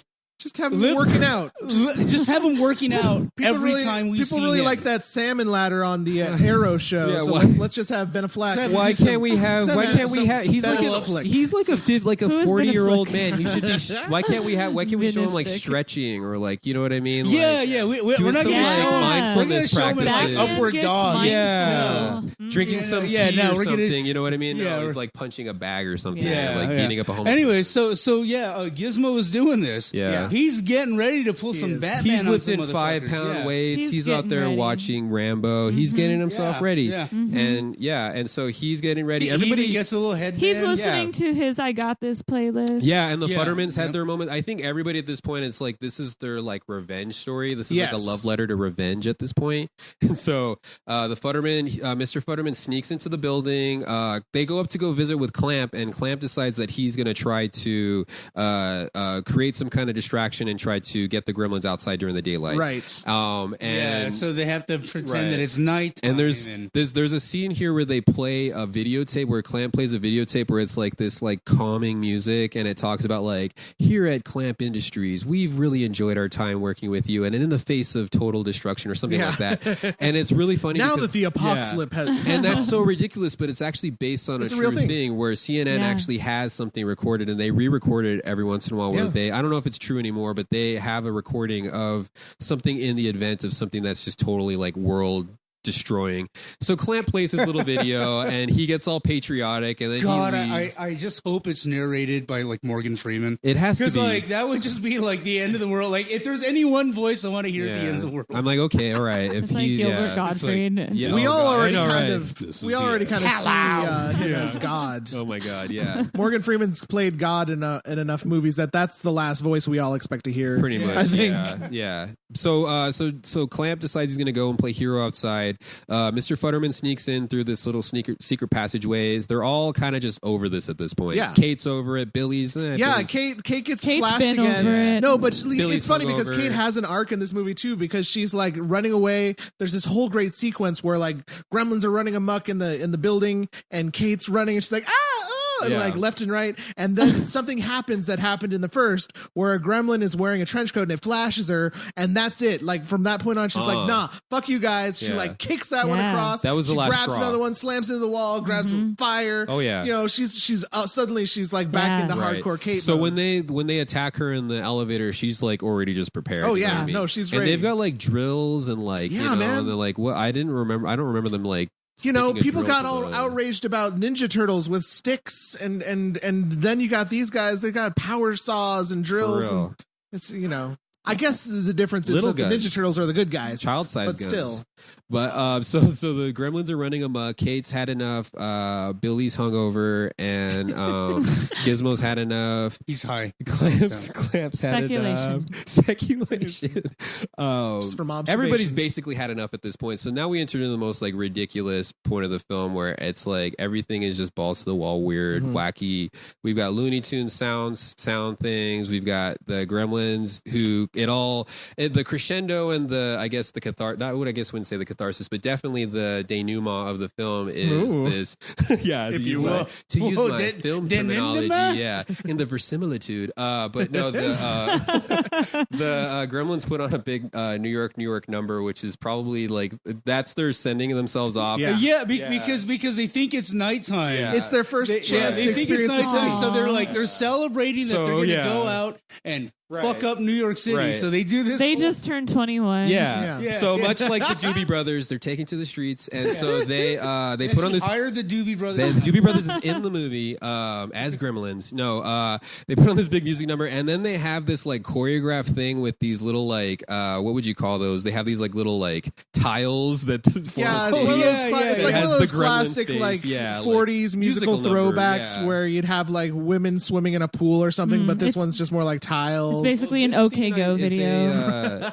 Yeah, this scene is actually a homage to another. Oh, Yeah, look, he's I got mean- his notes. Oh, And so, the notebook. so you know, while he's looking up those notes, I'm gonna point out why I think that Billy's a stoner is because when he makes this deal with Clampton, he's like, okay, you go outside and you throw up a nighttime skirt around the building, which is equally ridiculous. Yeah, Such a it's like pothead felt. idea. It really The is a pothead stars are idea. literally 5-point stars. They are talking about times when they're going to do Knitted, things, yes. right? So he could have said any time. He's like, okay, so by this time we do that. So, okay, we're going to leave and Billy's turns to speak and he's like, 4:20. Yep. Okay, he could have said 3:38. Well, What Billy He really could've wanted to said- say, Billy he really could've wanted to say said was like 4:45. But Well, he's Bill- like 4:20. It was an improvised moment. I swear. It's because Billy's a freaking stoner and he's got an issue. right. Well, I think Billy He's got- wanted to say it's Miller He's an time. artist. He's an artist. He just He just sits around and It should've been draws 5 all o'clock day. then, right? Yeah, I know, right? You know, Somewhere hanging it's out with 5 his o'clock, pets, right? playing Billy's his drunk the whole Casio. time. Yeah, But, I don't okay, know. so- I'm just saying. so the New York- he has more of the habits of a habitual. They stoner did take a than minute. anything. Yeah, there's no other like noise or any kind of like ADR or anything that's happening in that scene. Like it's Yeah. pretty clear what time. It's really clear what time he says. It's like 4:20. sunsets at 7:38, Yeah. so let's drop the tarp at 4:20. What if the 4:20 thing came from Gremlins 2? Oh. Whoa. So anyway, the New York thing. Because I call smoking weed killing gremlins. Oh, Wait, no, I don't. that's horrible. Well, what? I'm just kidding. Not That's, killing Mogwais. yeah, I know, right? And I've been making all these horrible jokes about Jack Galligan. So it's a shameless. The New York thing is a shameless deal from a 1934 film called Dames. Look it up. Ooh, dames. Yeah. And And then it does that. What's that? Is that Plum, plum, plum, plum, plum, plum. Yeah. The whole thing, Plum, actually, plum, yeah. plum, plum, But it's the Rhapsody in Isn't Blue. it Rhapsody It's in Blue? Rhapsody in Blue. Yeah. Thank Yeah. you. That's The great thank you song. for knowing. With the for lady being able gremlin. to. Yeah. But I Come like your on. style, Taj. If you like music, you No, I know, but I wasn't certain because it's like it's a very minimal part of the theme, but it happens like at the end of the The song. whole thing is a Yeah. minimal. I'm just kidding. I mean, it's no faith no more. But It's no faith no more. Yeah, but it's it's no Slayer, yeah. Anyway, What ifs? during the postmodernist phase, but so they have this big musical number, and out of nowhere, Billy comes through, and Billy he comes comes up with with an a plan, idea. It's yeah. pretty crazy. Of all people, Yeah. I would have liked because it was right after 420, and It's that's true. and that's when his mind was It was calm. activated. right, and he was right. able to think outside of the Right. box. He was creative. man. I forgot to bring up that there's a whole subplot between Billy and Kate where Billy it's like his overly sexual, she's sex positive, his coworker.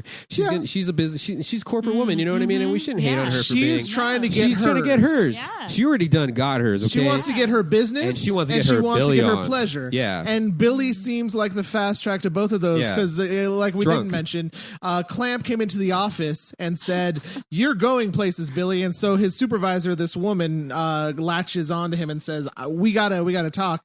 I don't know if she was interested in him before Clamp. I think that unfortunately they might have tried to push that stigma of yeah. like women sleeping their way to Oh, the they have top to of get to the the top. ladder. I don't never But really she- even as a child I never read it that way. No, I mean, it's what not child would overtly read it that way, that. but Well, she's his boss. She's his right? boss, Yeah. but Yeah. then all of a sudden she's like, "Let's go have dinner," and takes him to that Canadian restaurant where they clean the fish right at your table. look, and they And they have chocolate mousse. They have They have chocolate chocolate Canadian, mousse. yeah, And chocolate it's like a shaped mousse. literal- an actual mousse. Like it's actually a moose. Literal moose. And Molson's. Right. And so Kate's just kind of like, "Oh, Billy, whatever," kind of thing. But she's at some point, she's like, "Billy, when we're done with this, you are in trouble." Yeah. Yeah. And the look on Billy's face. So I think that's what really snapped Billy out of it. And he was Yeah. like, "I need to solve this. I need to come out as the guy on top on this. It can't be Kate. It I can't just be. think it was 420. It could have been the Finally 420 had that a also good helped." idea. But I think Kate kind of threatened him a little bit. He was like, I need to turn this in my direction because it's kind of my fault a little bit. You know Yeah. what I mean? Oh, it's A always his little- fault. It's always his fault. Come on. So anyway, so Billy comes up with this idea of spraying the gremlins with water and releasing the electric gremlin who was altered before with the chemicals, electric chemicals. Yeah. And so Electricity. The potion. electric He drank the gremlin- electricity. The electric gremlin's now being kept on hold on the phone systems, and so they release him and he electrocutes all of Don't them. ask how. It Don't doesn't ask make how. any physical It's- sense. Yeah, Don't exactly. ask how. They'll answer it in the third film, but he electrocutes all of them. They all melt in a really cool scene, and of course, there's a gremlin doing the Wicked Witch of the East or West. Yeah. Yeah. Where she's like, "Melt- What a world, what a world." It's of course like One of the 'cause- many film references. yeah, exactly. throughout. It's so, and so that brings the Gremlins' supposed takeover to a really gross close. Clamp runs in with his goon so with his gross. SWAT group, yeah, and he slips, and it's just really gross.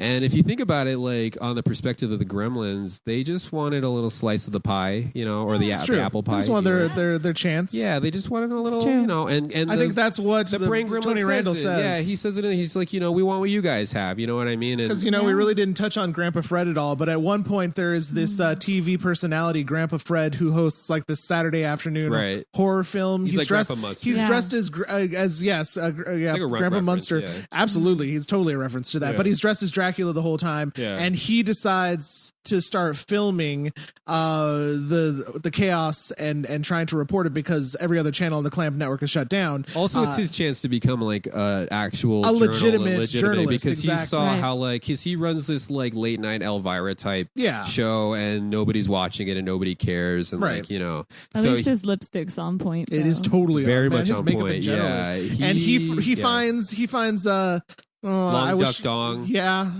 the guy that played Long Duck Dong. What's his name? 16. We of Candles. course don't know. No, his name is oh god. But he finds him to be his cameraman, and the two of them kind of run this renegade camera thing through the. And at one point they interview the brainy gremlin, and the that brainy was his gremlin whole kinda lays diatribe. it Was out what they of- want is their opportunity Yeah. to be a civilization. Right. Yeah. which is pretty interesting. Which but everyone wants. That all kind of goes down, almost literally down the drain when they just get liquefied. And Gizmo is now, like, you know, he's passed through all He's the seen 7 some stages shit, man. of grievance. He's You know seen what I some mean? shit. Like, he went through all of them really quick, all the stages, and now he's just like over it. You know what I mean? He just wants what we all wanted in the early 90s. We wanted our MTV. Right. Yeah. So he's asking for a little MTV, a little cable TV. You know what I mean? He's like, you know, I don't have my best friend anymore because he's now with the Angels, but I can, you know, maybe watch Angels in the Outfield on Right. HBO Yeah. in a few years. That's a reasonable option. Yeah. You know, Gizmo deserves some downtime after all this. He really does. So yeah, and then the movie ends in true slapstick fashion. We come to find out that Robert Picardo is still trapped on the top floor of the Right. building with Yes. the she gremlin, Right. who at this point has somehow fashioned, Which is the name of my upcoming memoir, by the way. She Gremlin. She Gremlins. A memoir. The Life The of She Bethany Gremlin, Evans. yes. Look for it on Kindle. Yeah. She manages to come up with a wedding dress and a chorus Yeah, she does. of gremlins singing the "Here Comes the Bride" theme. Of course. Like a lizard And, in Miss Havisham. You know, Robert Picardo turns from horrified to He's just like, maybe it wouldn't be I've had so a rough bad. day. Yeah. She's got some big gremlin lips and some big gremlin boobies. You and can make it work. You know what was on She's point? cool. Her Yeah. calves. I don't know if you Oh noticed my how goodness. her calves were amazing. Just fit. She is a fit, Definitely did not. vivacious, Yeah, that was curvy, sexy gremlin. she had a body that would not quit. I think a lot of drag queens got Cool, the look. guys. Yeah. So Cool. Yeah. But I'm glad but you that noticed is that little detail. The There's a sexy gremlin in the Let's movie. judge the female gremlin's body. Yeah. that's what I'm doing. It's a gremlin, and that's all she's there for. She at one point she. Oh, I mean, God. did you not listen to her dialogue? She's holding onto the guy's leg, saying, "Why won't you commit?" And there like, it I is, mean, guys. she There it is. You know, the unfortunate downfall of the feminism slant in the Gremlins franchise. To be completely honest, One could argue that is a joke about. you think So so? One It could could certainly be. argue. We're talking about. So, I mean, like we're they're going talking up about overboard. They're self-aware enough on everything else. I would hope they're just Yeah, I kind of- think they got a lot of. I didn't think bring it so? up at all in this, but like there was a lot of stuff about not only the PG-13, but there's a lot of cultural stuff that happened around Gremlins, the first one, that I think shaped the direction of how absurd and how broad they went in the second one. Yeah. As Mm. opposed to being very specific about, and we don't really need to get into that No. kind of Right. stuff. But I do think it's important to talk about the fact that this film is one of the most absurd, ridiculous films Yes. ever made. And I think Yeah. that we should celebrate, going back to Sorry to Bother You, although I didn't like that movie, I celebrate the fact that something creative could be made and that there's Oh, an yeah. audience Yeah, to yeah, watch yeah. that. I don't particularly, I'm not going to go out of my way to watch something like that again. But we, you know, in a world where Disney pretty much owns every single movie, where I can watch a movie and see Jurassic World trailer 2 times and while watching the same movie, you know what I mean? That is indicative of like the whole problem that we have in this industry. And if we can celebrate things that are like, you know, I know this movie came out in the 1990, but if we can celebrate works that are original and unique, we should Yeah. celebrate those things, and we should Yeah. give That give creative control. We should give more creative control. We should give more creative control and give a chance to creative people. Well, you know, speaking of Sorry to Bother You, that's an independent film. Totally. Disney has nothing, but Disney is still bringing people to the theaters, and I think if they're willing to do that much, if they're still doing that, then people will actually seek out something that's absurd that isn't from Disney, that does come out from an independent angle. you're and- saying like Disney? You know, but basically they're the last ones. They are the ones now. The whole thing though now with like movies and stuff is that, you know, Solo failed, The Last Jedi failed. These franchise people are having franchise burnout. People are Yeah. like, I mean, you have this movie pass thing that exists in movies now, and that's basically destroying how movies are being made. They're screwing over the artists, they're screwing over the distributors, they're screwing over everybody by charging $8.99 to watch a movie whenever you want to It's I watch. the think Spotify MoviePass platform. went under. Totally, Going yeah, into and films. so we're looking Yeah. at a time now where the industries are really changing, and that's going to shape a lot of the media that we watch, you know. And so I think there's going to be a lot of growing pains where we are probably going to see a lot of really bad stuff. but we're also going to see, like, I just recently rewatched A Quiet Place, and it's not a perfect movie, but I like that movie because it's like, you know, it's a really original movie. Yeah. And I finally got to watch a movie where everybody in the theater just shut the hell up. You know what I mean? And it's like, you didn't want to be that person who talked during the theater. Yeah. And I watched it again on the computer or on at home, and it's like same experience. You know what I mean? It was a very suspenseful film. And watching this film in here, like, we were laughing like crazy because this movie is still very funny. Yeah. You know what I mean? And unique stuff has that appeal to itself because you can't have Transformers peeing on people and like having these racist caricatures in these movies, like, you know, that we see now. I don't know. Can you? But well, I don't know. Some peeing racist Transformers. We got it. Come on. It's happened already. That's a Michael Bay film. Come on, Michael Bay. Come on, Michael Bay. Come on, Where Michael you at? Bay, are you listening? Yeah. Well, No. I'm working on it. We need some public pissing racist Transformers. Yeah. yeah. Is that a Donald Trump joke? I don't know. Yes. 1990 was a magical time. You know, there was a lot. There's a lot of nostalgia for me tied into that time. I mean, that's the year that, like, How old were you in 1990? I was That 9. was the year that I first got my hammer pants. That was the year that Nice. that was the year that the first Ninja I thought that Turtles was an came innuendo out. at first. Oh, That was the year that, like you said, Dick Tracy came out. They ended Back to the Future with Back to the Future 3 that They year. literally ended Back to the Future and Back to the Future 3. Well, you know, that was the year Joe versus a Volcano came out. Great movie. It actually was Good to know. too lower on the charts to Gremlins 2. I don't know, but the same could be said about 84. Like 84 for me, that year like really marks a lot of my Good favorite films. cinema. You know, the that- Karate that- Kid, Ghostbusters, Yeah. Temple of Doom, Oh, yeah. Purple Rain. Yeah. Our 84 was namesake. a great year. I Yeah. just have to, 84 and 86 me, are really me good being years. an old man remembering 84 as a kid. Yeah. The Terminator. Yeah. And I gotta mention this. Our namesake, Breakin' and Breakin' 2, Electric Yep. Boogaloo, Both in the same year. both 1984. Yeah. Canon films. So yeah. Bethany, how old were you in 1990? I was 2. Okay, so I was 4. Yeah, I was Yeah. I was And 9. Justin, how old were you? 77 to 90. I don't many 13. years. 13. I you know this podcast always ties into nostalgia for me. I definitely have childhood memories. I definitely have a lot of childhood memories of seeing the original Gremlins preview or trailer, whatever, commercial on television. New batch was definitely right in line with where I was as a kid. So I've definitely been watching it forever. And it is one of those things where like I probably saw the new batch all the way through before I rewatched Gremlins. Oh, you know yeah, what I mean? yeah. Like I grew up and with it took me a Gremlins, while too. probably to watch Right. Gremlins again. Yeah. Right. So like just like holding them both next to each other, the original Gremlins 1984, it's got this kind of like wholesome family feel to it. I think it's a better tied movie. in- Gotta admit. What's that? I think it's the better movie. Gremlins 1. Oh, Gremlins yeah. 1. Oh, yeah. And then you got Gremlins Really? 2, which is this absurdist kind of turning the microscope on, you know, our culture of sequels and commercialism and profiting off of already tread ground. Right. But you know, that microscope Doing it in the most pointing it out, wacky like way, yeah. and like reveling in that, and like using that as entertainment, Right. and not just doing it and turning a blind eye to it and being like, what? It's just another Gremlins movie. Like they are quite loudly making that the point of the whole Yeah. movie. So you know, holding those two next to each other, Justin saying number 1 is the winner. I'm just saying. It's a Bethany, classic. let's actually It's the go one with that you're Bethany gonna remember. first. Yeah. Bethany, you hadn't seen 2 before today, and you had said you hadn't seen 1 in quite a long time. What Yeah. stepping away? What any closing thoughts between the two? Stepping away, I think part 1 is probably more iconic and Right. very nostalgic. Yes, definitely. It's like a time capsule piece. But overall, I think actually I preferred part 2. It was more over the top, but I Yeah. appreciated that kind of wry, meta, self-aware Mm-hmm. humor and like commentary on the actual sequel. And Right. Right. I think that's really interesting even now to see that in a film of that time. Like Oh yeah. Yeah. that level of self-awareness. Yeah, I think I'm gonna go with part 2 Yeah. overall. Yeah. Plus, like I just love the she gremlin.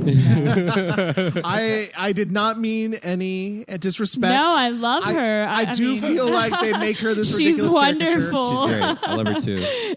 I think I'm gonna have to go with part 2. I just wish I had a magic potion that would make me smart. Like, right? Maybe I just need Make to you buy grow some glasses? I just want to be, And Todd, I'm just saying, like, if somebody came up to you and said, "I've never seen any of the Gremlins movies," which one would them? you suggest? Yeah, If it's Christmas, Gremlins 1. Oh, well, for sure. Otherwise, Gremlins 2. I feel like Gremlins. You just can't start off with Gremlins 2. That's like taking acid before smoking It's weed. true. No, it's true. That's like well, you're not. that could easily That be is, said and with, that's a different question. That could be too, said though. with any. You can't watch Aliens without watching Alien. Like you really can't. You have Actually, sequels. you can watch Sequels Aliens rely without watching upon Alien, but sequels we'll rely get to upon sequels rely upon the source material, and that's just how things are. So that I don't think necessarily for me that's not a valid argument that you can't watch the second one without watching the first one. That for me, I don't think that's. I agree that I think the experience in the second one is a lot more fun. I think that because they're more aware of what's happening, that they have a strong grasp on how to make it work. I can't find a single flaw in the movie. The second one, I can find so many flaws story-wise with the first one. They don't introduce the main character right off the bat. First of all, like that's 101 right there. So, like on a story standpoint or a filmmaking standpoint, as a filmmaker, I like the second one more. I appreciate. I mean, it's really hard for me to say because I grew up with both of them. You know what I mean? And like the first one, I think as an adult, I feel like I appreciate it more.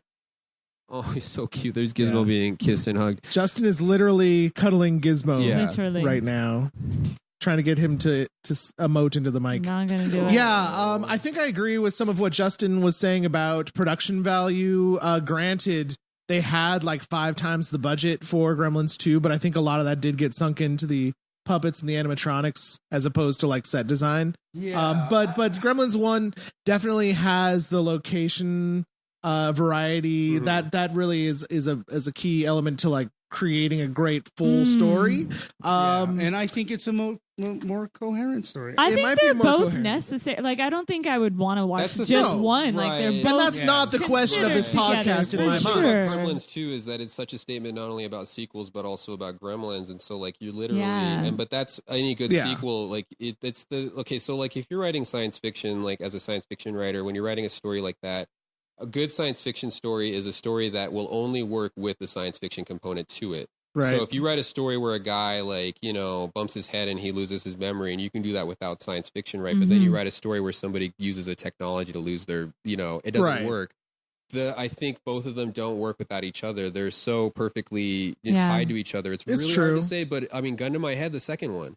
I grew up with this movie. The reason why I wanted to do this podcast is because like this movie has been so crucial and intrinsic to my family. Like my cousins and all of us, we liked this. We grew up with both of them, but the second one, like when the first one came out, I wasn't even born. You know what I mean? And so that also plays into it.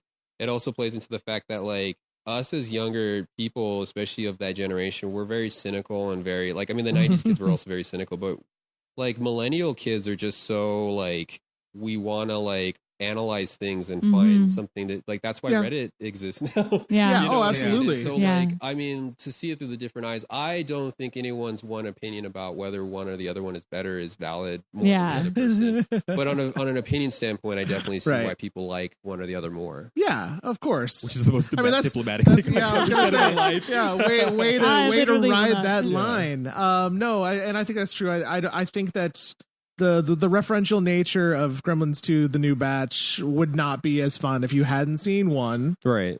But that doesn't mean that you have to, or that I think one is the superior film. I think it's more so superior film cinematically speaking, perhaps.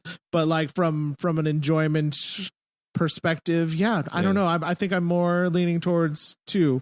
Stephanie, what do you think? I think maybe my most tied in memories are the movie preview. Yeah.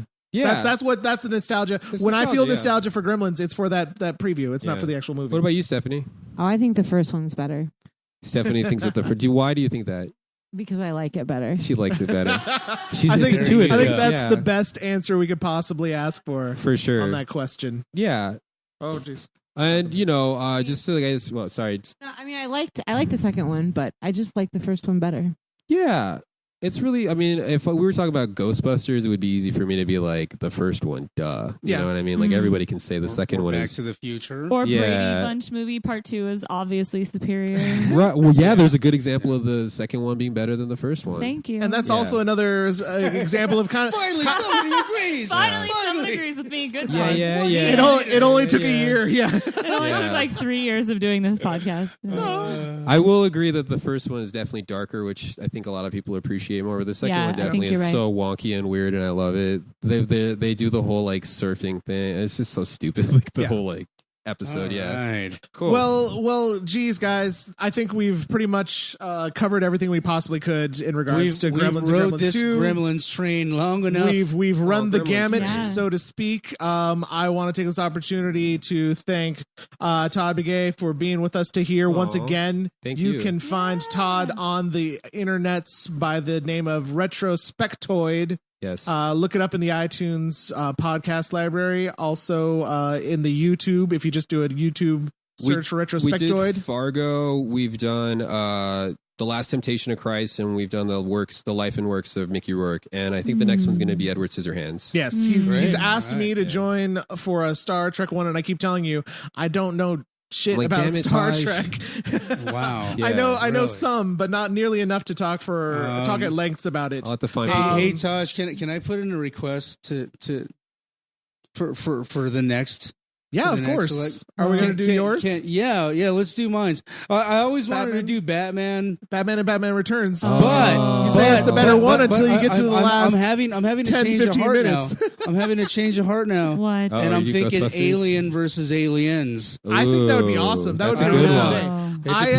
My opinion's changed on that because it's totally changed. I think we Yeah. could find someone that would be down to do that. Absolutely. It'd have to be somebody. I mean, not to say this isn't you because I feel like you are a I've seen pretty that good movie film so critic. many times. But we'd have to find like a hardcore cinema nerd. I think that would. All right, so So if you're out there, cinema nerds, yeah, all you Ridley Scott fans or you James Cameron fans. James or Cameron even fans, Tony you go. Scott. or Sigourney Weaver fans, Yeah. I would H.R. also Giger. Well, who isn't? right. Seriously. I would Who also- isn't a Sigourney Weaver For fan? real.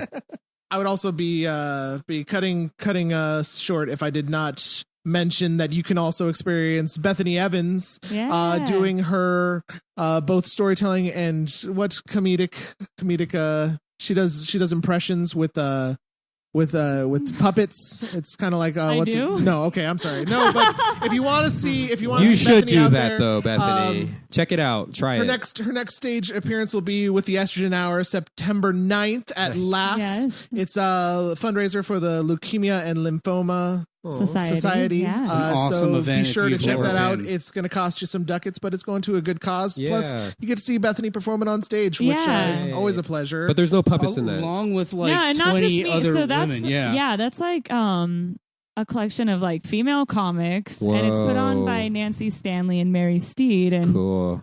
they do it like 4 times a year. Nice. It's a lot of fun. When is Yeah, this again? This is gonna be September 9th at Laughs. September If you're 9th. thinking Yeah. about Yeah. going, get your tickets now. Yeah, because because it usually sells out. wanna buy It's all for a those really tickets. good cause. Yeah.